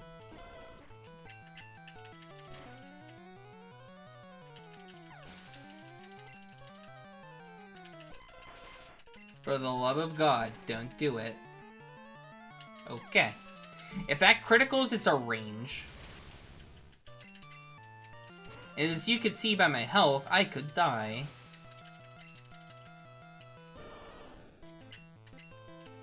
How does it rock slide? A lot of Pokemon moves that make sense. Good. Okay. That fight was scarier than it needed to be because of that first critical. I picked up the extra super potion just in case. I played it safe. I forgot I have the extra super if I need it.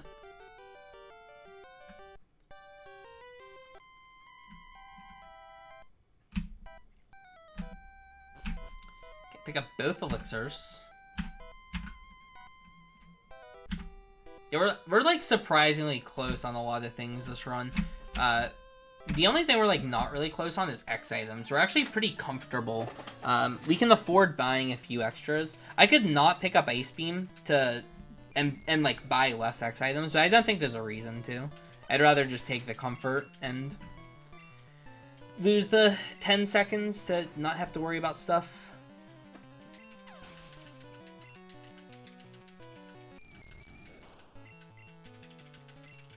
I would destroy Chris in no XP. Not randomizer. I would destroy him in no XP glitchless. Chris doesn't know Manips. I don't think he's ever done a Manip before. It just wouldn't be fair. Like, he doesn't know a lot of the strats. I've routed this. I've done runs of this now. It wouldn't be a fair race. No XP randomizer is different, though. Because, well, he has more experience in Red... Or, in no XP random, because he does it a lot. But yeah, in a run that, like, has manipulation and has, like, routing to it, it wouldn't be a fair race. I think he's done a run of this on the, like, he's done a run of this on the fast ROM, which would save, like, 2 hours, and he got, like, a 5-hour time.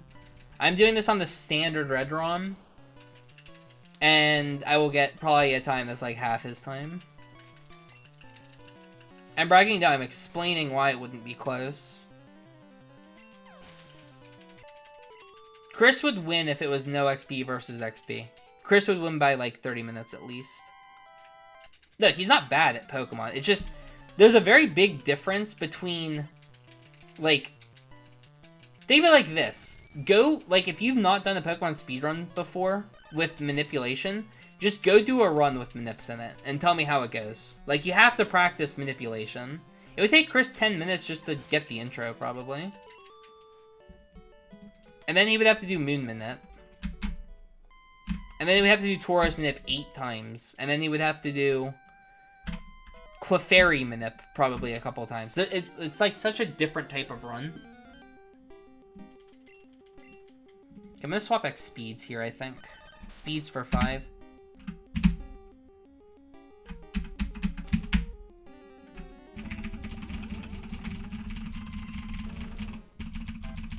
Yeah, he would save 12 minutes on me at least on the, what's that Pokemon called? The Tauros, because he'd catch it first try, I wouldn't. But other than that, it wouldn't be close. Alright, here we go. This is the fun part of the run. Where's Roxley? Alright, I have to click this button. You don't want to have to click this button.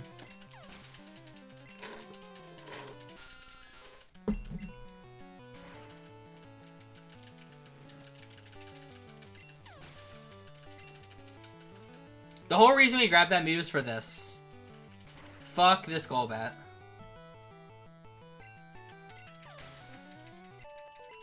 Hello, top end. It's been pretty good. I'm happy to finally get to do a run of this. I've been wanting to do this run for a while. Run's gonna be dead to Tauros. Like, until we find a YOLO Ballable Tauros, this run's gonna suck. But, for now, it'll be fun. I'm probably gonna lose like 30 minutes to an hour catching Tauros, but it's fine. Like, it's expected. Tauros is 1 in 12 to get in the ball. So, on average, we need to throw 12 balls, and you normally get to throw a ball and a half per Tauros. If a YOLO Ballable Tauros is found, you might do this. Yeah, it's a really fun run. There's a lot of decision-making, because you don't get to play it in, like, a standard way, because every fight is hard, at least early on. The later fights are all kind of guaranteed. They're not guaranteed, like, you can still lose them, but they are, like, mapped, is what I should probably say.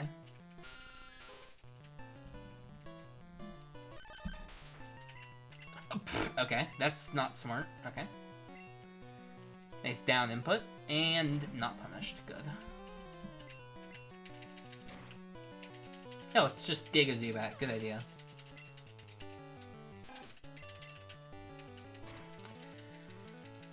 I'm not dead to Quick Attack, at least. That's good. I am dead to Gen 1 Miss. I'm saying that for the meme. Okay, cool. Well, now I'm not dead to Gen 1 Miss because he didn't Hyper Fang.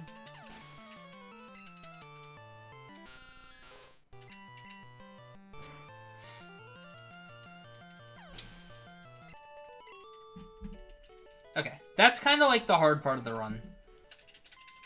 Once we get Tauros, it feels very safe. You used Dig on that same Zubat yesterday? Nice.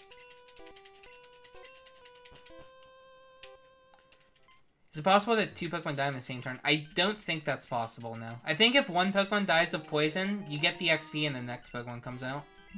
Or, wait. No, the turn would end if something dies to poison. I'll explain in a sec. This has fly. Okay, poison takes effect after you attack. So what would happen is the Pokemon that's faster would attack and die to poison, and then the other Pokemon wouldn't even get its attack off. That's what would happen. It wouldn't even get a chance to attack because the other Pokemon just died to poison. And then that person would send out their next Pokemon.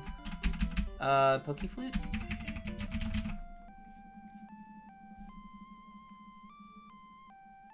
I had to think about, like, what would happen for a second there. That's not a question you think about often. Okay, if all my X items moved up, I think I'm good on... I think my bag is good. I really hope my bag route is correct. This is a little bit awkward routing this, like, bag. Because it's such a weird run. That's my flute split. Okay. I get to do the easy grab of the Rare Candy. Nice. Still fuck it up. Let's go. Alright, so Poke Guy's on the champion fight right now. Not in XP list, obviously. Talking about in XP. Yeah, you just wake it up and run. It's always been a little bit goofy, but it's how you speedrun, so.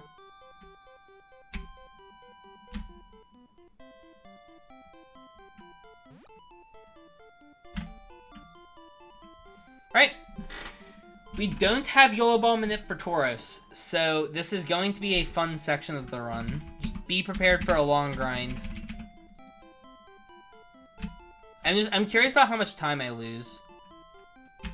However long this split is roughly the time lost to not finding a YOLO Ball Tauros. Come on.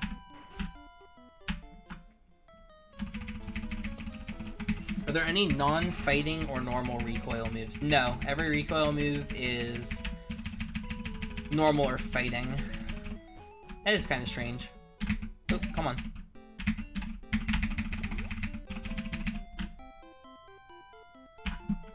Luckily, you can repel off almost all of Safari's Xanathuk Trio. It's kind of nice. There's a few things that sneak through this repel, namely the 31 Nidorino, and that's about it, actually.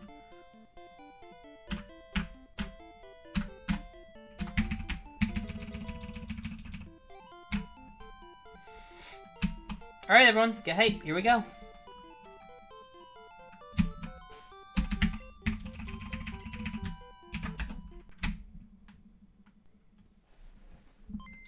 Grind begins. Again, like, it's probably faster for me to use, like, Zapdos or something this run. But long term, I want to find a Tauros Manip, so I want to run this with Tauros.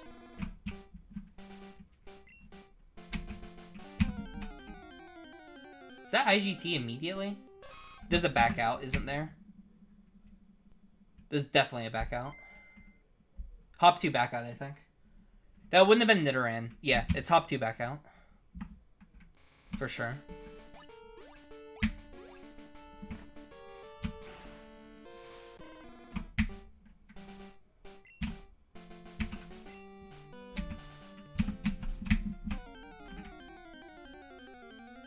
Okay, we're on a good save at least. Alright, here we go. First ball. Darn. Second ball. Count the balls. It should take 12 on average. So that's 2.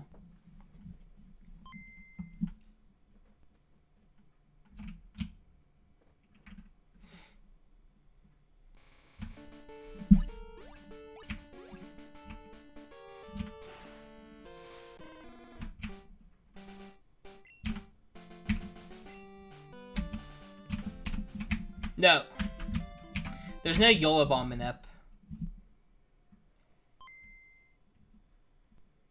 This Manip is actually kind of awkward too. You have to pause on a specific tile, which makes this hard.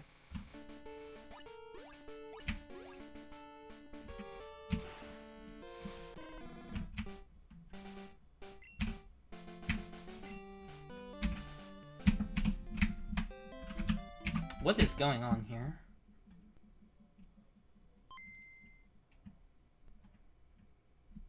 I mean, I've gotten the Tauros, so...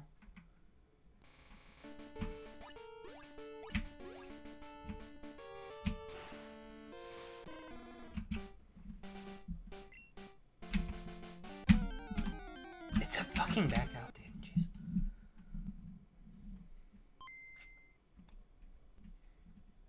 You, like, never do back out Manips normally, so I'm, like, not used to it.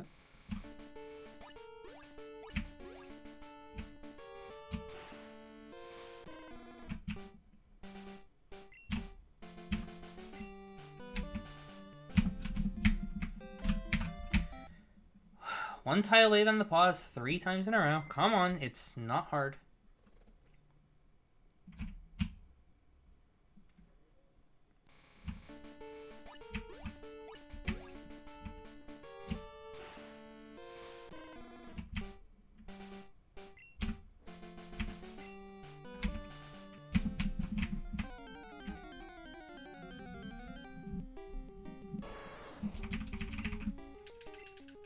Three balls.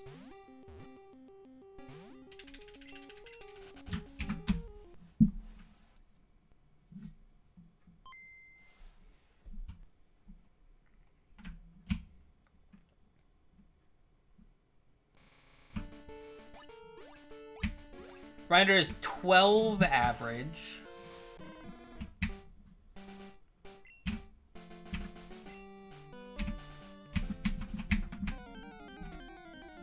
I have a better way of doing the Manip now. That's good.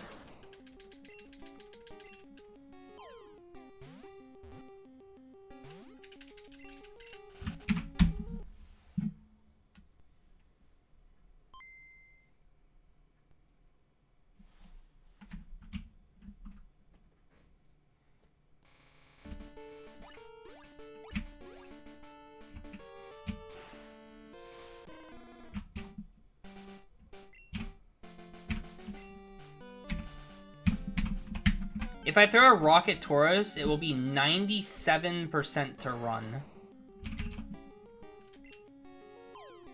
So no, it's not worth it.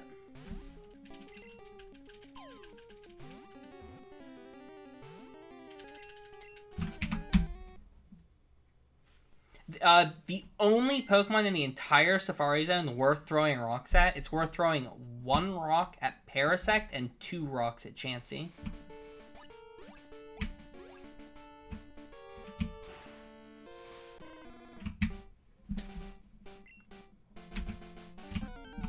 I didn't back out again. Nice. I keep forgetting back out. It's very weird to me.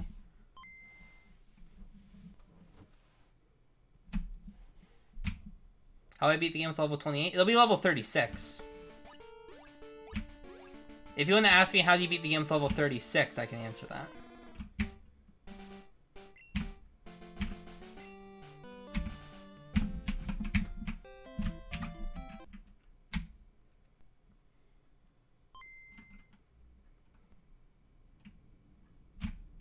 Why do I need a Tauros? I need a Tauros to beat the game.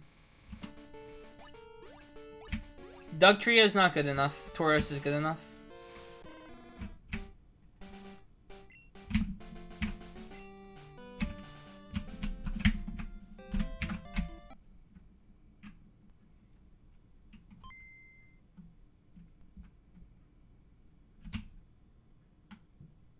How with the 36? Horndrill and Fissure.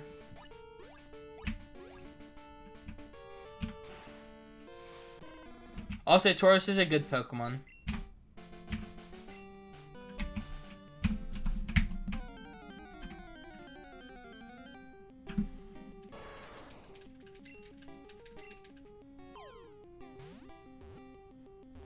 Ooh, that wasn't bad. Okay, moving on.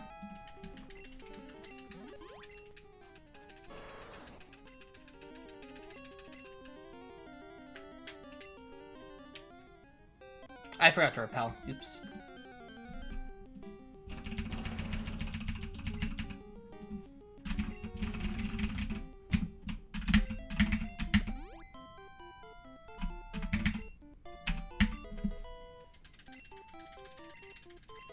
Check the speed really quick. That's the right one.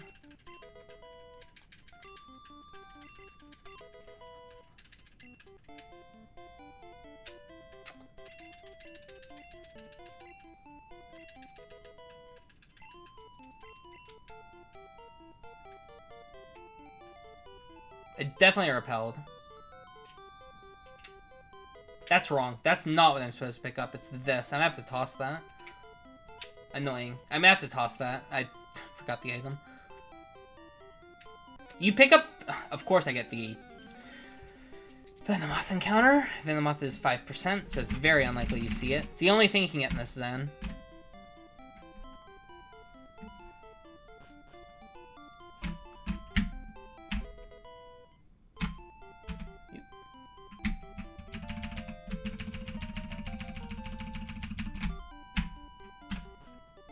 I'm just gonna toss it now. I don't actually have space for Surf, so I have to just kind of do this.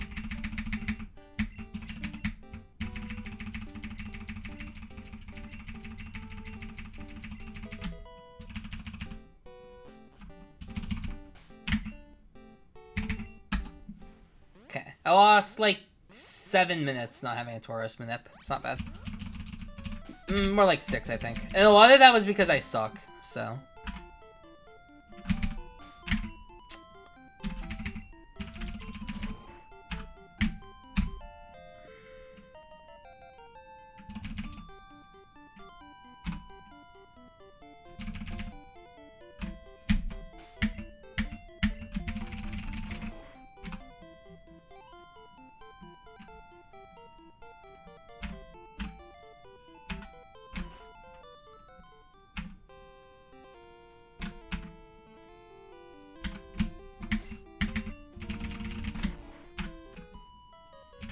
Alright, this is the last fight we used Doug Trio for. Everyone say goodbye to Doug Trio.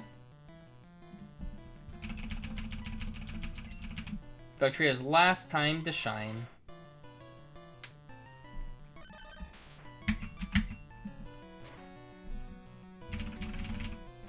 Annoying. I got the bad roll too. That's extra annoying. You're more likely than not to two-shot this execute with Doug Trio, and you're less likely to two-shot it with Tauros. So, you usually just go for Doug Trio there, but unfortunate.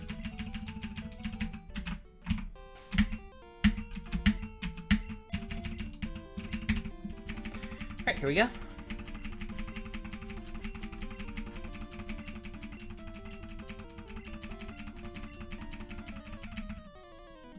Yeah, what's up, Beastcape? Hey. Nice emote. I like it. It's so cute. Accuracy. That's super annoying. Darn. You're supposed to move that up. That is the one thing you don't want to see. Alright, moving on.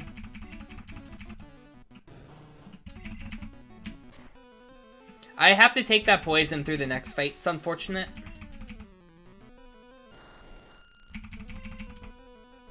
Aw, thanks, buddy.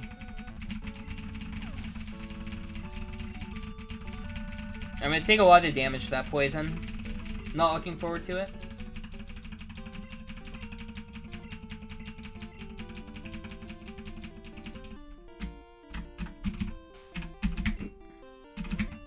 You can notice that I couldn't pick up the item there. That's intended. I found a way to route in having a full inventory for most of the run, which is cool.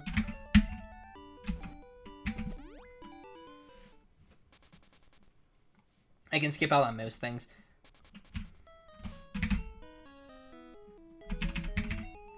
Okay,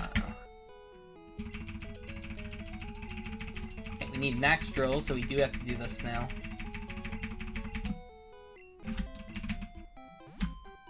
I need to not heal this poison until after the next fight, which I'm not happy about. I have a safe way of doing this fight if I get unlucky. I came up with a really dumb strat. This is why I want to buy the extra X accuracies if possible. HMF4 to this. This goes over that.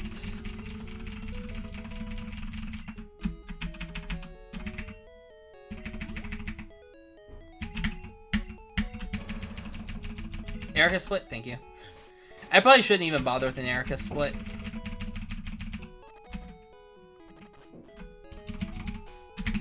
Okay, I have to full restore after this fight. Why don't I use auto splitter? There's no auto splitter for Pokemon that I know of. And even if there was, it would be for like glitchless, and that wouldn't work for me. Because I don't do stuff glitchless does. Okay, I have the revive if this goes poorly. It probably will. Okay, so this fight's a little dumb. There's like two variations of it. So what we're going to do on turn 1 is X attack. Don't disable. Just don't disable. Easy. Okay, fight's easy. If it disables strength, I forgot I need to do that. We have to use an X accuracy and drill, and it burns in ether, and we have to pick up the max ether later. But since he didn't do that, we get to do the gym the way that's intended on my routing. It's actually pretty sick. This routing works out pretty well.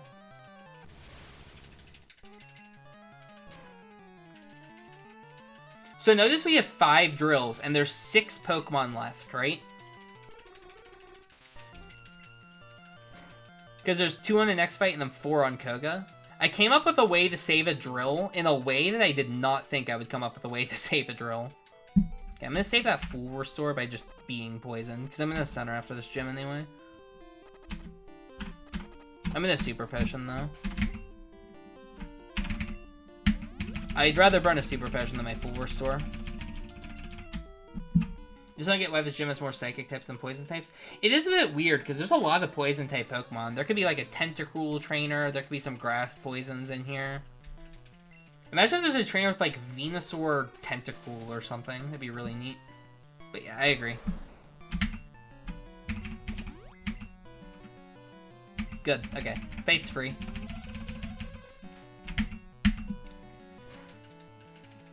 So this Hypno, you don't one-shot the Drowsy after an X attack, so it's better to just X-Act drill this fight. I couldn't really come up with a better way to do this. It would take 3 X accuracies, which is way too slow. So I couldn't find a way to save the drill on that fight. So I was like, okay, I'm gonna have to save a drill on Koga. And I'm like, how on earth am I gonna save a drill on Koga? And this is the strat that I came up with for saving 1 horn drill on Koga.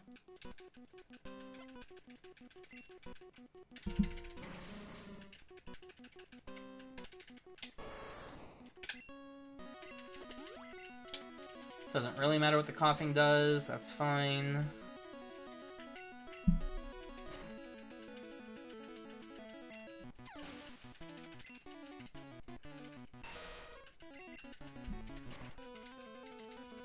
Easy.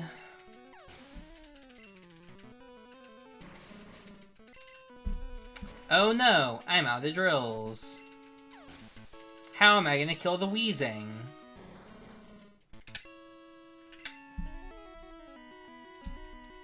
Oh no, the wheezing exploded. Unfortunate.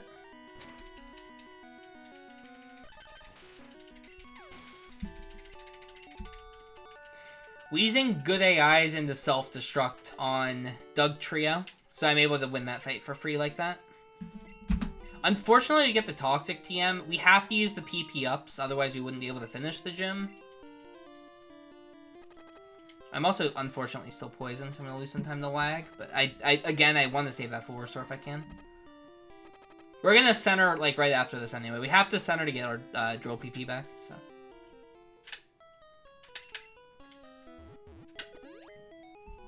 Alright, not bad.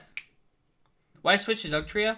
I had no way of KOing him with the Tauros, and against the Tauros, it can use any of its moves. It could use Sludge, Smog,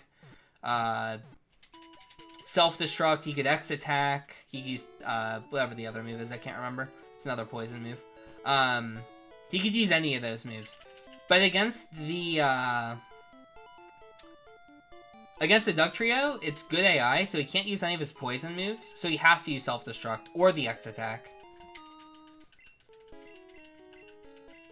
Because good AI in this game just means spam super effective moves.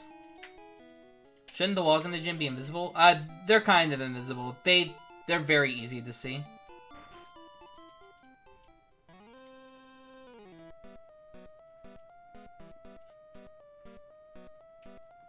Alright, this fight's a little stupid and a little scary, but we do have the revive.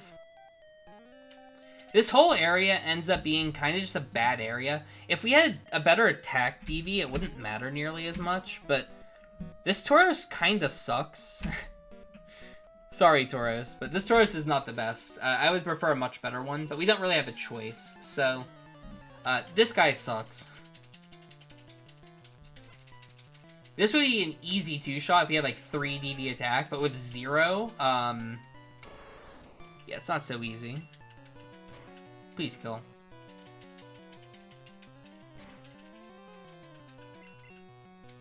This is a range. Okay, I didn't get it. That's fine. I'll just have to super potion. The thing that's kind of nice about this route is experience doesn't matter. A lot of the time, if like you die to a fight, you have to figure out how to fix your experience. But since you don't get experience, it works out pretty well. No, I did not find the Tauros manip. That's why I have a grind begins, grind ends split. Okay, I'm going to need to super potion the Tauros. Then I need to double candy the Tauros. And I need to teach Earthquake.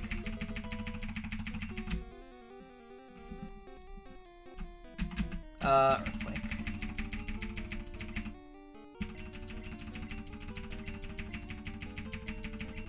Yes, the AI cheats in this game. This goes over tackle. The AI knows what, like, Pokemon you're gonna have out. Like, basically the AI waits until, like, the moment it attacks to choose its move. So it knows if you're switching and stuff. Why is Tauros so good in the first gen? Fighting Pokemon are trash because Psychic is so overpowered. So nobody can even, like, use fighting type Pokemon. Tauros is only weak to fighting. It has really good physical moves. It learns a crazy amount of good stuff. It gets Horn Drill and Fissure. It's very fast. Has a high attack stat. Misses Arbok ranges, but that's not that big a deal. Yep, classic. Okay. Oh, that's so bad. There goes my full restore. Darn, there's a full restore gone. I'm really happy I saved it then. Yes, the AI also does that in Gen 2, and I think it does in Gen 3 as well. I'm not positive about Gen 3. Yeah, the AI is kind of broken for a couple gens.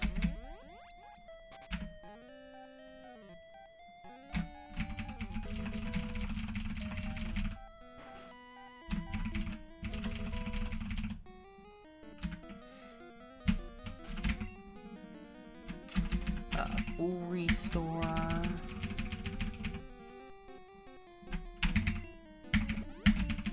Okay, I have to grab that second protein just to guarantee a one-shot coming up.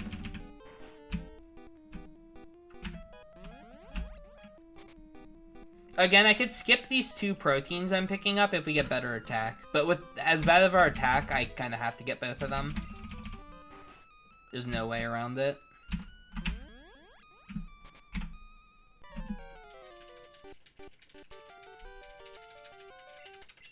Okay, this Alakazam would be a damage range if we didn't pick up that protein. And if Alakazam lives, big scary. Alakazam is not something you want to give a turn.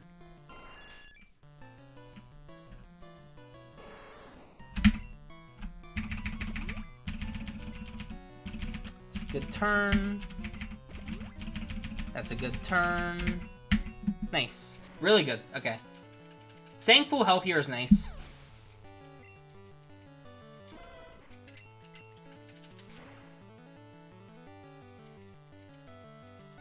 This is another area where I had to route a way to like have enough PP to make it through here.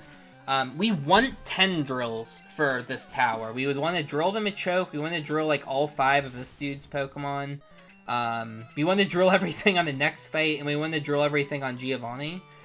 But we just don't have enough drills, and we don't have enough PP restoring items. So we kind of have to come up with creative ways to not use drill.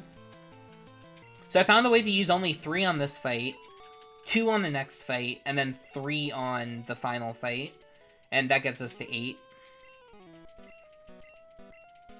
Also, we have to grab the Lapras. Lapras is just the easiest Pokemon for us to get, because we don't have anything that learns Surf, and we don't want to go out of our way to catch anything. So, Lapras it is. Works out that it's just right here. And it would be better for us to go do Mansion, because then we would get 2 more rare candies. And then if we could do Mansion, we would be able to guaranteed 2-shot the Machoke, guaranteed 1-shot the, whatever it's called, Arbok, guaranteed 1-shot the Alakazam without the proteins. And all of those would save like 30 seconds total, not having to deal with any of that. But the issue is, we would have to then catch something that learns Surf, and that would take longer, so that's a really good Leer. That's best case scenario on this fight. I'm guaranteed the Drowsy. Without the protein, this Drowsy is a really bad damage range. With the protein, it's a possible damage range. With the Leer, it's a better damage range. Got it. Really good. You could also X-Attack to not give the Drowsy a turn. The reason why you're scared of the Drowsy is as Poison Gas. If you get poisoned, you just have to lose your full restore or be poisoned for a bit. Kind of annoying. But we're gonna Mom Heal right after this, so it's not that big a deal. Like, you can deal with it pretty easily.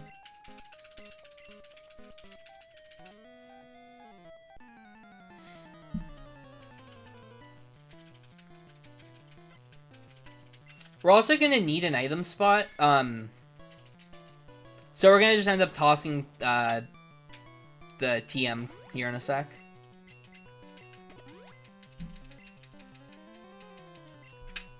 Where's Earthquake?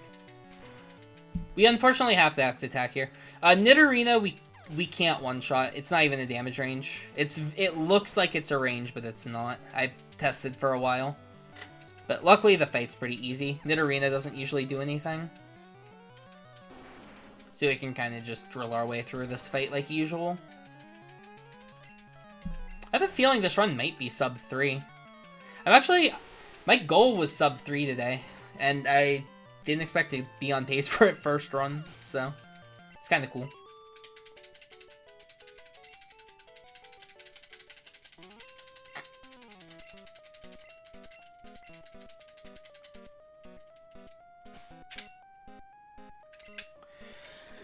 I did not forget the Lapras. Excellent. Yeah, Tauros was 7th ball, so it was a good bit under average, which is nice. It wasn't, like, crazy lucky. I could still save, theoretically, 7 minutes on that split. But, yeah, I agree. It was lucky. I will happily take a 7th ball. Or 8th ball? I can't remember. It was like 7 or 8.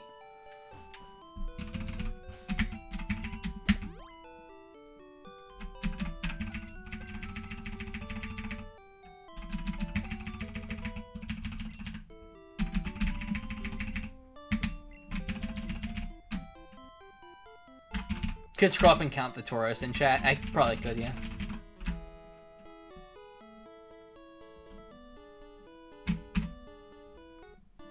Okay, it's kind of unfortunate that this is like an... Oh, I've finished off. This is an issue with this run, and it's like, it's not something you can solve. We kind of just have to deal with encounters.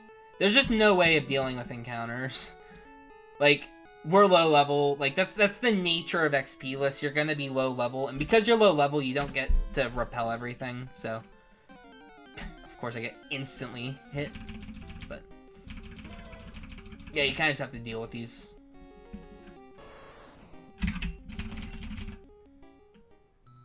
There's a pretty big difference between level 34 and 35. I also considered finding a manipulation for Mansion that gets us like all the way through Mansion, but there's no reason.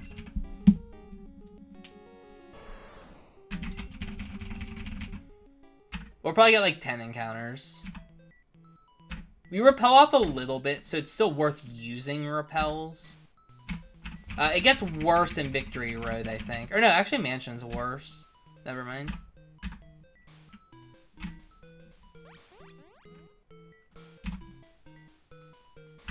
Yeah, Gen 1's kind of nice. I think it hits a pretty good middle ground.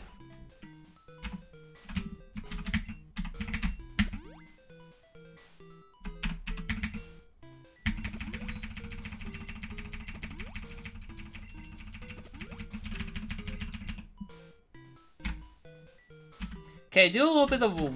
Do I want to get the full restore? I think I'm fine. I'm just like, I'm a little short on healing items. I think I'm gonna skip it. It's like my last chance. Yeah, I'm gonna skip the full restore. I might have to center an extra time if I get unlucky. That's the only thing. Yeah, the Carbos end up mattering. The Carbos are mostly for Agatha. We save an X speed at Agatha with the Carbos. We save an X speed on Champion as well. And it lets us do some pretty cool strats that can happen. For example, on Lorelei, we're going to X accuracy, X attack to save 1 scroll. It's faster to X attack because they're in slot 4, X speeds are in slot 5, and we only need a badge boost to outspeed the Jinx. It's kind of neat.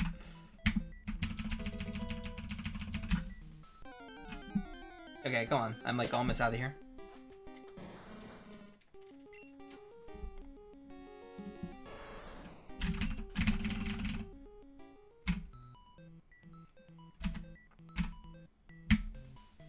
This might seem a bit silly. I'm gonna literally candy right here. We're gonna have to do an extra menu for them anyway. And doing it right here means I won't get any more level 35 encounters. So.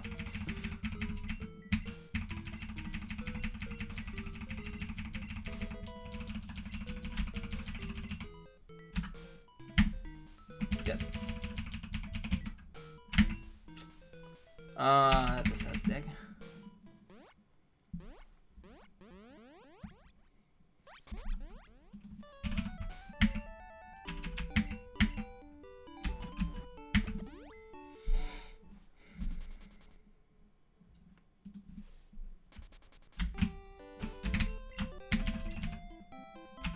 Oh, come on.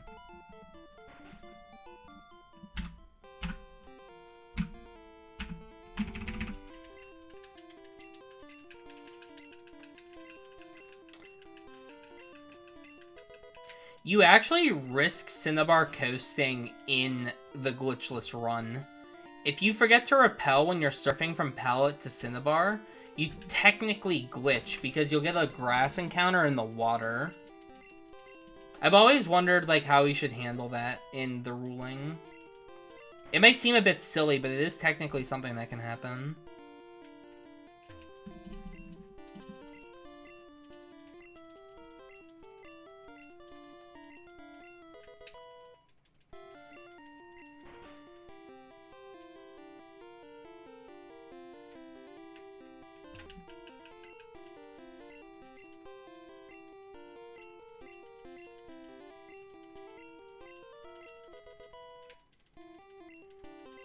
Yeah, well, I understand their reasoning behind good AI. The only issue is they should have done a better job. They should have excluded status moves from it.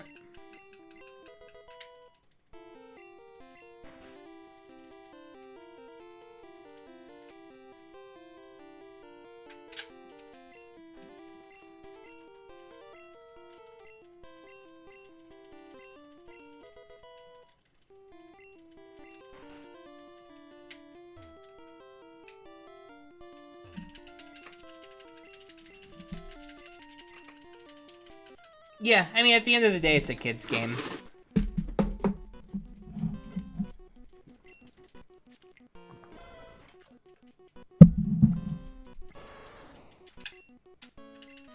How do you activate no XP? It's a ROM. It used Leer. I'm good. I can drill. I was like, wait, what am I supposed to do here? Yeah, it's drill.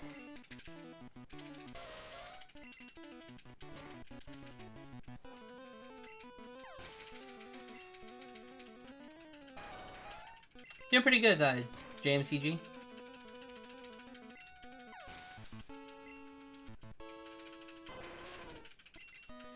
Okay, pretty good. It was like a 5 encounter mansion. It's probably about average.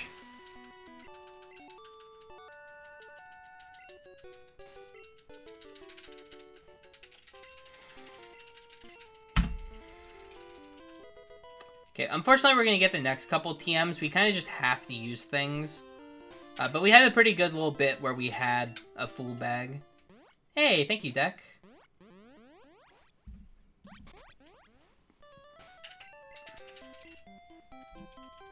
Alright, we're gonna save in front of Sabrina. Sabrina's probably like the 3rd hardest fate left. Yeah, the issue with Sabrina is it's not like glitchless where we outspeed, and we don't even one-shot everything. Now, the thing is, there's 2 ways we can do this fight.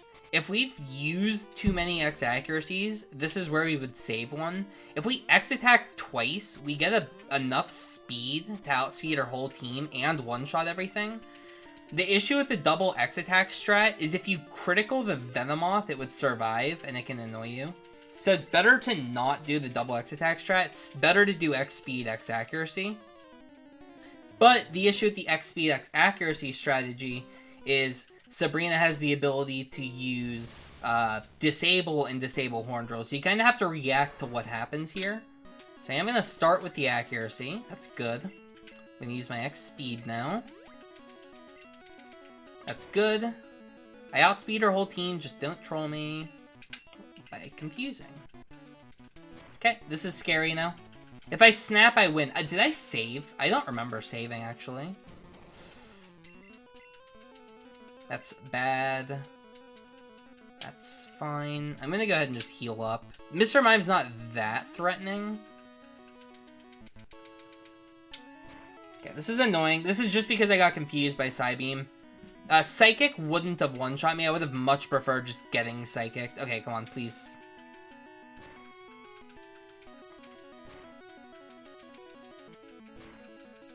Just, please snap.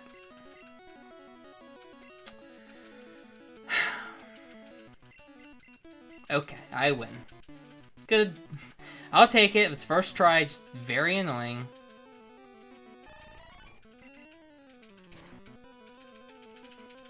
No, they probably just messed it up.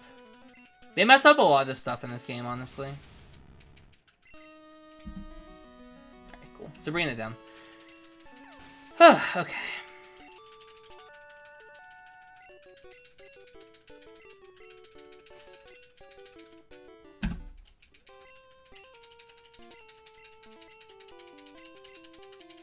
I have 1 full restore. How many super potions do I still have? I have 1 full restore for sure. How many super potions? I'm cutting this a little bit close. I'm gonna only use 1 here. Oop. Where's my elixir?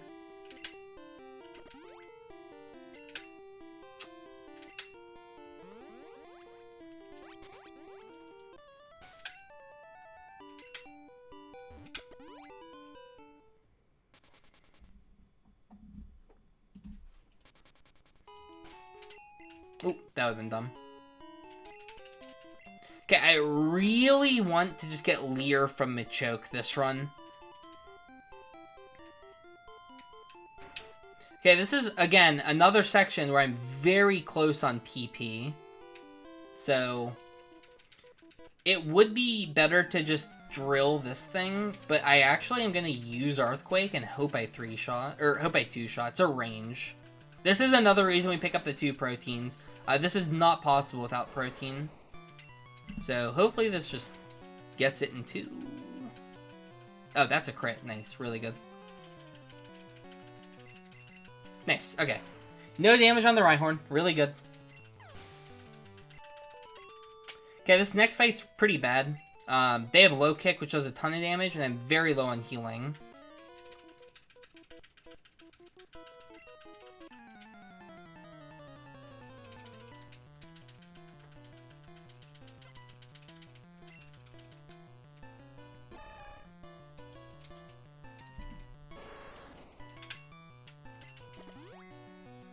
That's fine. Annoying that it critical. Whoops.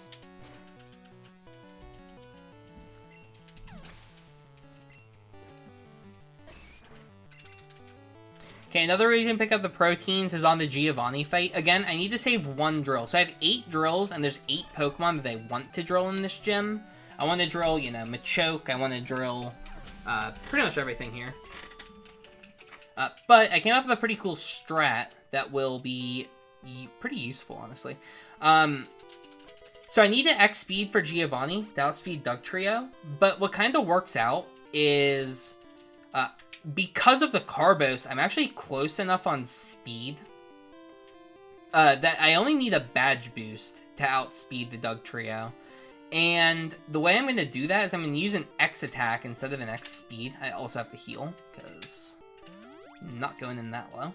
I'm not going to bother saving. I can revive if I need to. So I'm not going to bother X-speeding here because I need to save at some point 1 drill. And it turns out with an X attack and those proteins, I'm just good enough to one-shot the Dugtrio.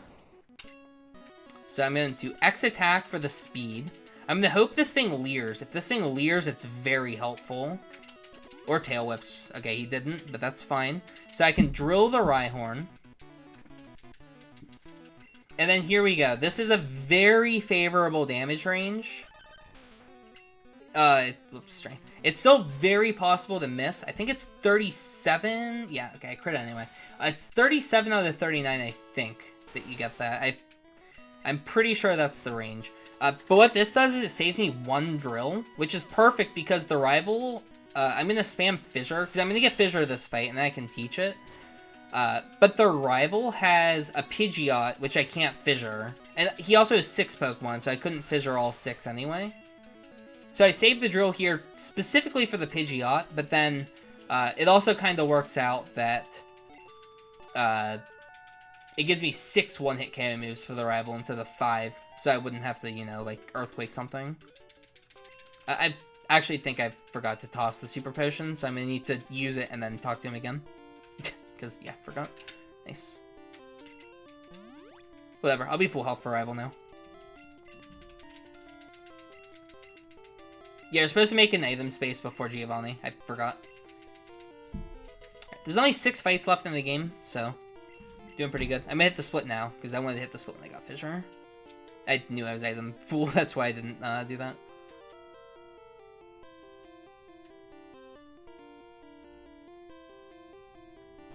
Okay, so this menu's kind of awkward. We have to repel, teach, Fissure.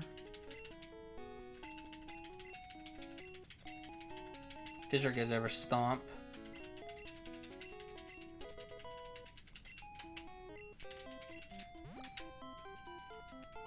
Okay, should be rather safe right now on whatever it's called. HP and whatnot. I can full restore if I need. This fight can be quite annoying. So you're faster than... You need to step in X speed at some point during this fight to outspeed the Alakazam, but you're faster than the Pidgeot if it's only plus... Or if it's +0. So you're just really hoping to not see agility on turn 1. So just don't. Agility, perfect. So now I'm faster than the Pidgeot. I can use my last Horn Drill to take it out. But I still need X-Speed at some point. It just so happens Rhyhorn comes in next. And that's nice and easy for us to set up on. It doesn't do very much to you. And then he has 5 Pokemon left. All of them can be hit by Fissure. And we're faster than all of them. So, good fight. Yeah, that's the fight you want to see. No issues there.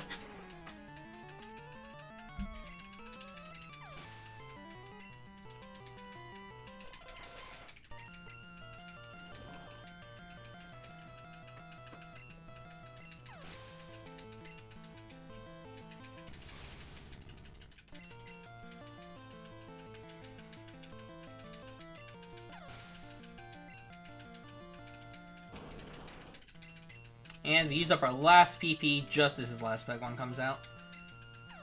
Yeah, the routing on the moves was pretty interesting, but pretty difficult for this. Coming up with a way to not have to go, like, way out of our way for PP healing items.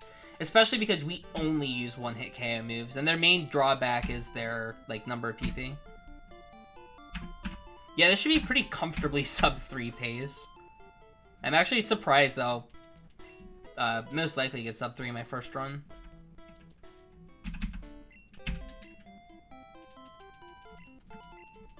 Yeah, he hits you twice, but you don't take very much damage as Tauros. Tauros is fairly bulky. Well, I say that, and fights are coming up where bulk becomes an issue, so. We don't have space for X defense, and we don't have space for X specials. Yeah, we use Tauros from, like, when we get it till the end of the game. It's just, it's too good of a Pokemon. Tauros is amazing.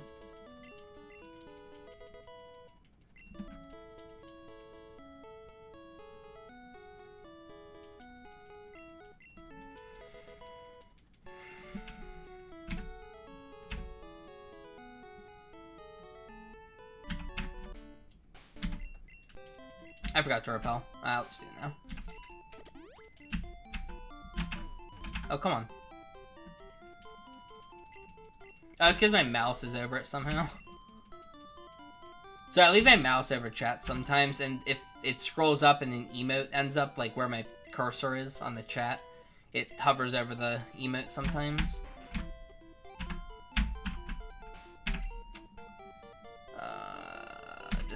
I totally forgot what had strength. It's like never Tauros.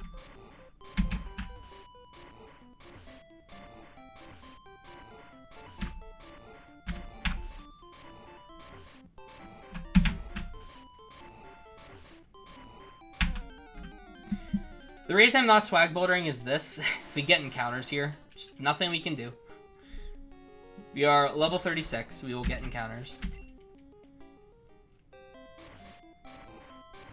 I'll swag boulder when it doesn't, like, lose steps. But if I'm gonna, like, be forced to get extra encounter rolls, I'm not gonna do swag boulders. We repel off about half the encounters, so.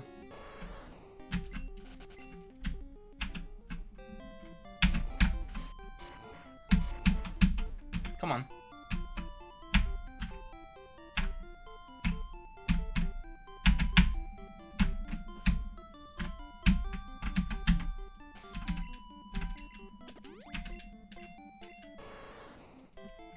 I prefer Gen 1,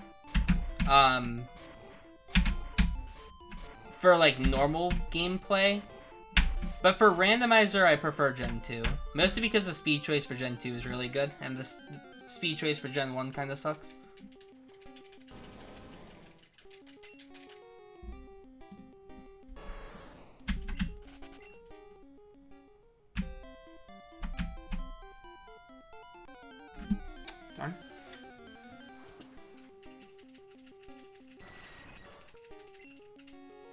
Yes, the Bombsy is working on a new speed choice, which will probably make Gen 1 my favorite game to run. Waste my turn frame there. Oh well.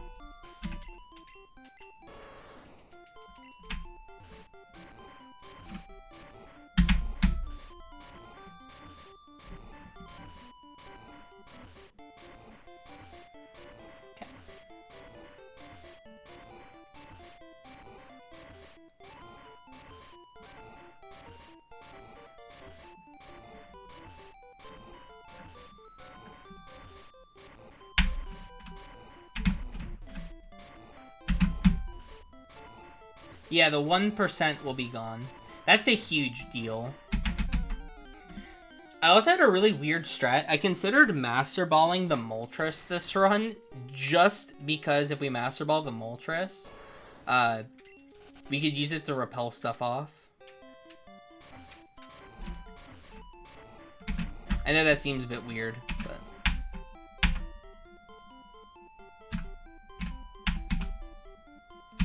I'm gonna YOLO the last couple steps. This repel is definitely going to wear off. I turn framed like a dummy. Plus, I think when you get encounters, you get turn frames. I'm actually curious, so I'm gonna let this repel run out. If it runs out way early, you do get turn frames after encounters.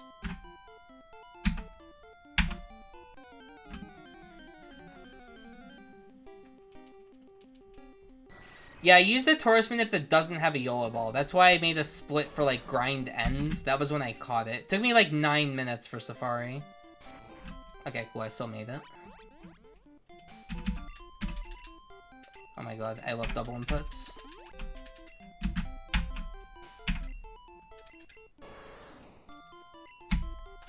You got a new goal? Sub 2 in Red Ranto? Hey, not bad. Sorry, I was gonna... I fell asleep last night, I forgot to mention. It was pretty late.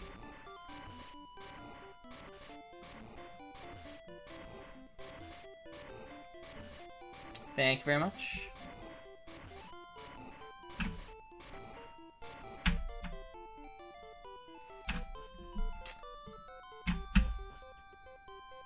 Cool, okay. That was like 6 encounters, I think? That wasn't that bad.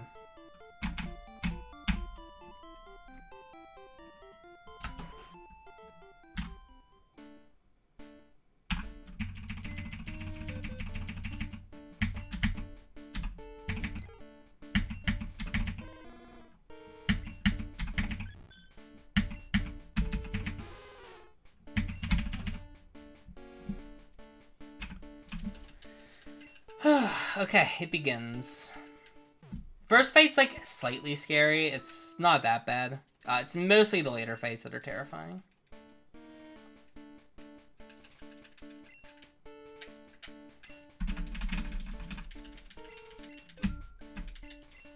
I have 2 revives, that's plenty. I definitely centered. Alright, here we go. I'm gonna save it for Lorelei. Crit does not one-shot us, but crit non-attack fall actually can kill us. If she crits, we need her to drop our attack. That might sound really weird, but we need her to drop our attack to make this fight free. Growl is amazing on turn 1. That's fine. So we're gonna have to X speed here. Okay, we're done. That's GG. 1 fight down.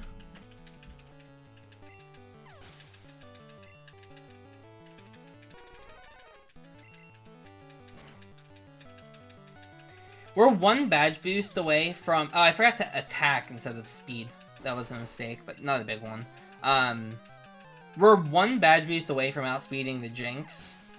So if she drops our attack with either Growl or with Aurora Beam, we don't even need to set the X speed. So turn 1 can actually save us a turn there. When's max Pokedex XP list? That would not be possible. We can't... Oh, okay. The thing is, like, some Pokemon become impossible. Like, Charmeleon becomes impossible. We could probably get, like, 100.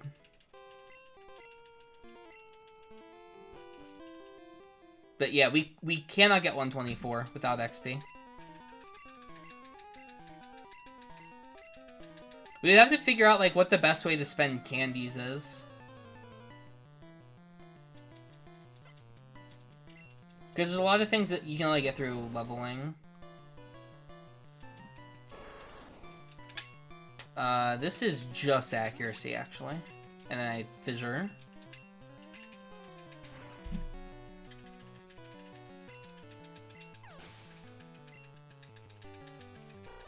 Wouldn't it work out to be faster than 124? It would probably be faster than 124. The only thing is it'd be very hard to do some of these fights. I guess you would just use, like, Zapdos or something.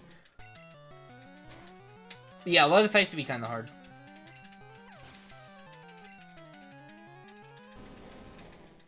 Alright, the real Elite Four starts now. Like, the first two fights here are pretty free.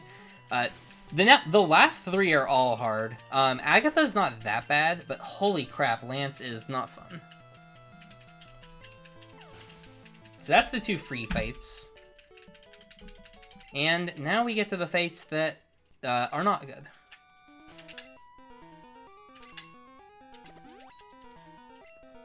I'll just save here. I don't want to have to, like, walk in there and re-menu. It's not likely to die. I'm more likely to win than lose. I need an X speed and an X accuracy, and that's it. So it's not that hard. And luckily I've already used my elixir, so don't have to worry about doing that in the fight.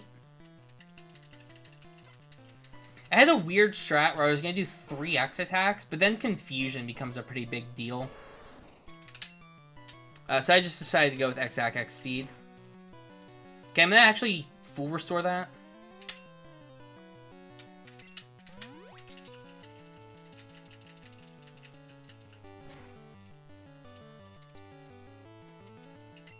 This is the other side effect. If you get Nightshade, you kind of just have to heal. Because if you get double Nightshade, you're dead. That's good.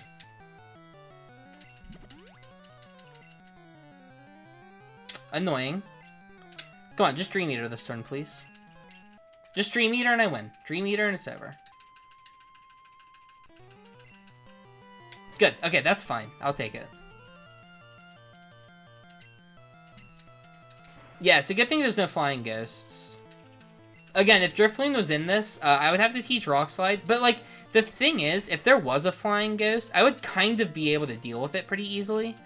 Because I could teach, like, my strat almost for Agatha was teaching Rock Slide to Tauros, using 3 X attacks, and then you one-shot and outspeed the lead Gengar, but then you're slower than the last one. It, like, worked out really weird. Yes, Pokeflu's faster than Full Restore, because if I Full Restored there, I would have lost all my stat changes.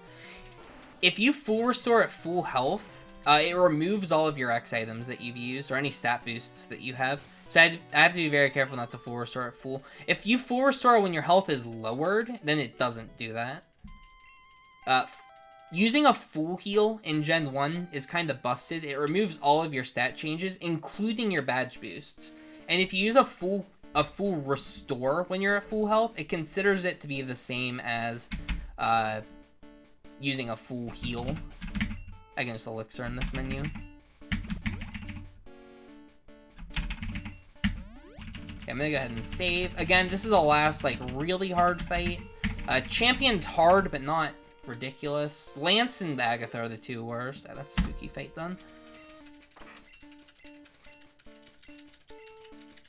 Alright, this fight's horrible. Luckily, we outspeed Gyarados. That ends up being a pretty big deal. That's why we get the 3 Carbos as well.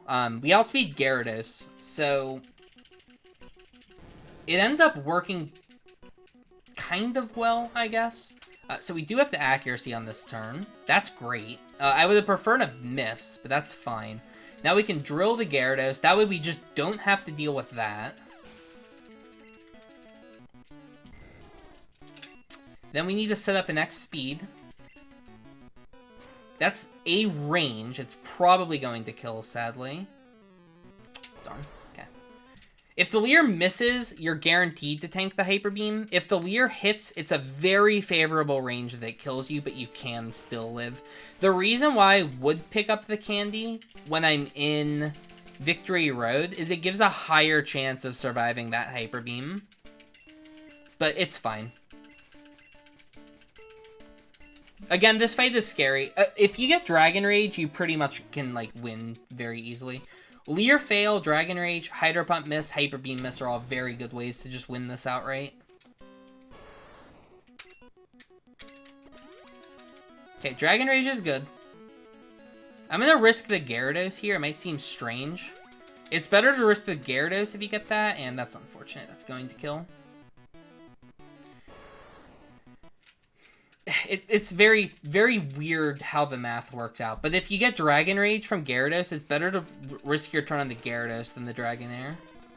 Because Slam kills you, so the Dragonair would be 75% to troll you.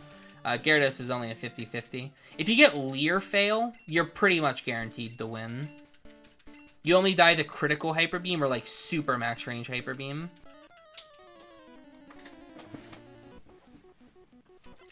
Yeah, you would use them only on things that you can't obtain that need one candy to evolve.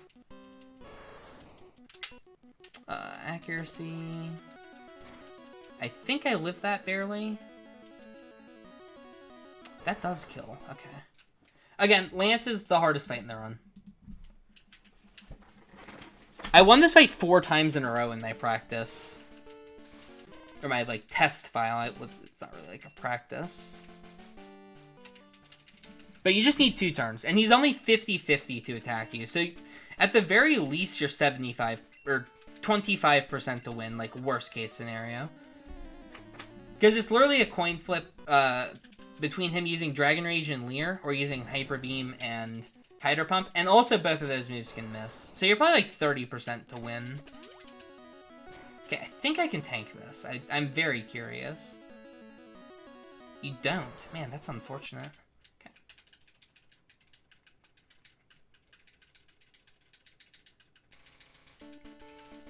It's also been 4 fights since he's used either Leer or Dragon Rage, both of which would help a lot. I've failed the coin flip every time, and he's hit every time. Whatever my splits are is the record, Dreamboard. Nobody's done this before. Well, I think people have done this, but they've done it on the fast ROM. I'm doing it on the not fast ROM just because I like playing on vanilla. That's good. Okay, come on. 50-50. I'm more than 50-50 to win. You gotta be kidding me.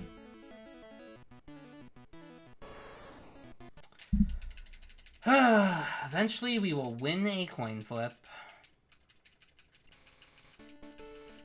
Again, Dragon Rage or Leer, and I win. I don't want to give the Dragonair a turn because Hyper Beam, Slam, and Agility are all bad. Agility is very bad from Dragonair.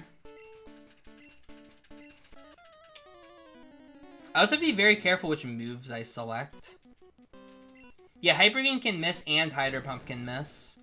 So it's like slightly more favorable than a coin flip per turn that I survive. That's good. This. He has yet to miss a Hyper Beam.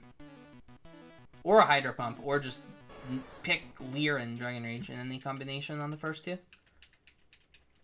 Can you manip moves used in battle? Actually, you can. The issue is I have to use X items.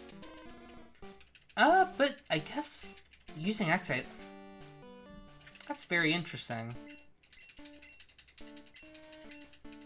I could probably manipulate Leer fail on turn 1. That's very interesting. I'm gonna look into that.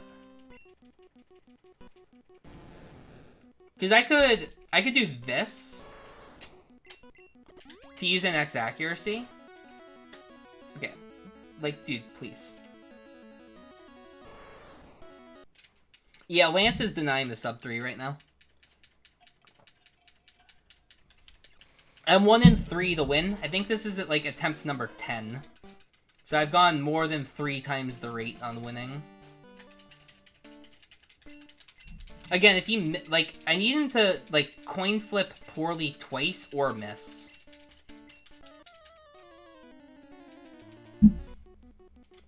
Yeah, or drag it. But, like, if I manipulate Leer, it would be more than 50-50 to win. So it's probably, like, something I could come up with a way to do this.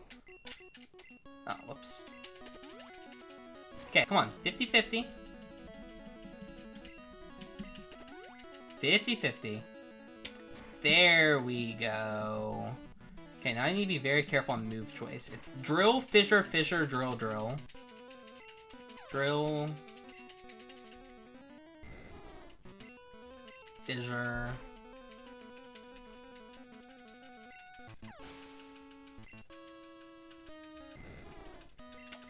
Fissure.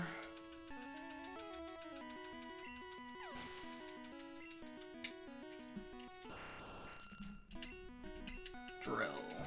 This is the other reason we get the Carbos. We outspeed the Aerodactyl with 1x speed. If we didn't pick up the 3 Carbos, we would be slower than Aerodactyl, and we'd have to set up another X speed on Lance. And you've seen how fun it is to set up just 1. Imagine setting up a second. Alright, we are through Lance. Nice. I will save. Normally I wouldn't, but I'll save. What is bike manip? I misclicked and used the bike, because everyone's joking that I manipped with the bike.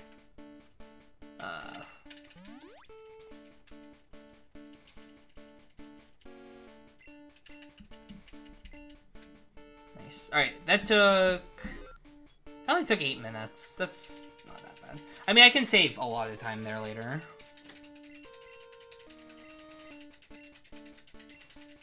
This is Manip to have perfect speed. It has 15 DV speed. It has 15 speed, 0 attack. So it's like garbage attack. Which causes a lot of issues. But manipping a 1% Tauros is pretty bad. Did I save? I hope I saved. This is X accuracy. That's what you don't want to see. Please miss. I have revives. I don't remember if I saved. Miss. Tank. Tank. Tank. There's no way I tank, by the way. It's literally not possible. I have revives.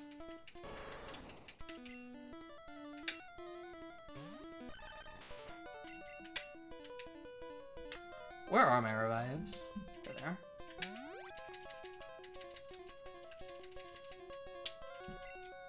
Really? Can you kill me, please? This thing's not gonna kill me, isn't it? Okay, there we go.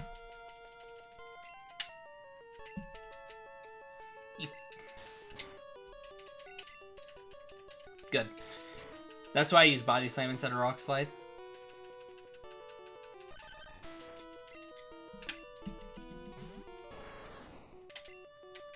Alright, can we please just not use Sky Attack?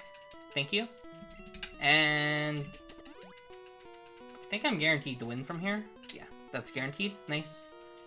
Just click drill. Good. Drop 5 drills and then Fissure Blastoise, and that's GG. Alright, I think that was faster than resetting anyway.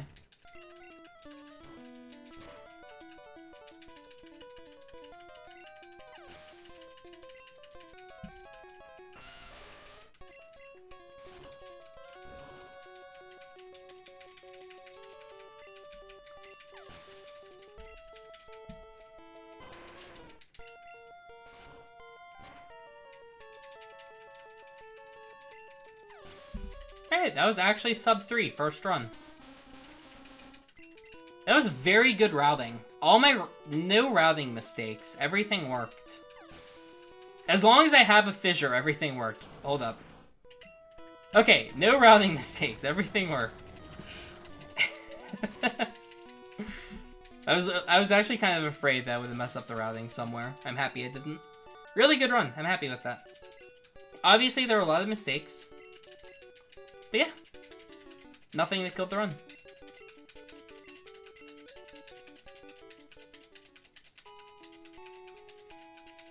They're set to on after this fight, and they continue through the save. So you have to fix your animations if you continue playing after you beat the game. Even if you die to the rival, they're still set, which is kind of annoying.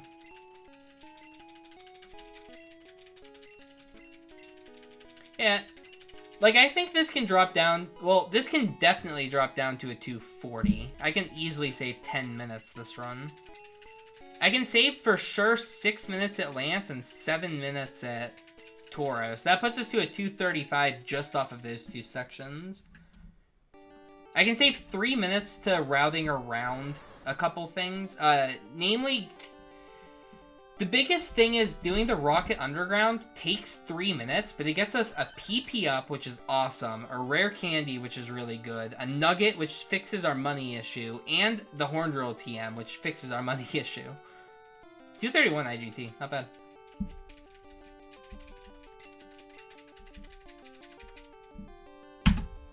$250.26. Not too shabby. 230 gold I think might be too hard. But it is kind of cool that you can directly compare this to glitchless. Because this is literally glitchless. It's literally like... It's not like the run is faster or anything. The only thing is, like, you don't get XP. Otherwise, it's literally the same as a glitchless run. I think that's kind of cool. That's why I like running it on this instead of the fast run. I am really happy that run went that well, though. It's nice when you route something, and the route just works. It's like, just no issues, just right through the game. No issues at all. Oops. Didn't have to deal with any garbage, just right through the game.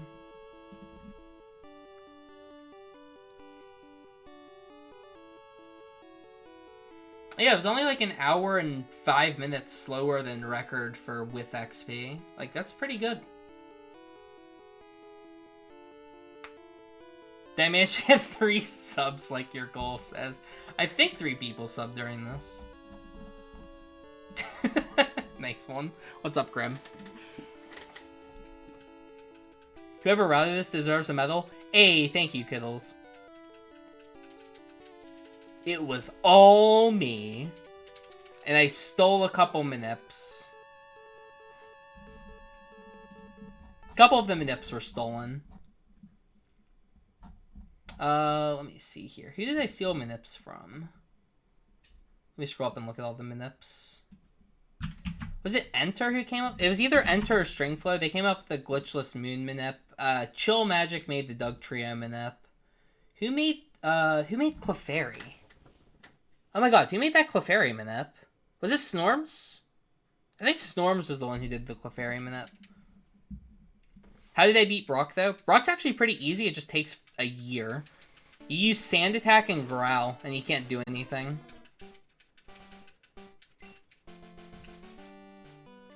It should be 102 speed, right? Oh, that's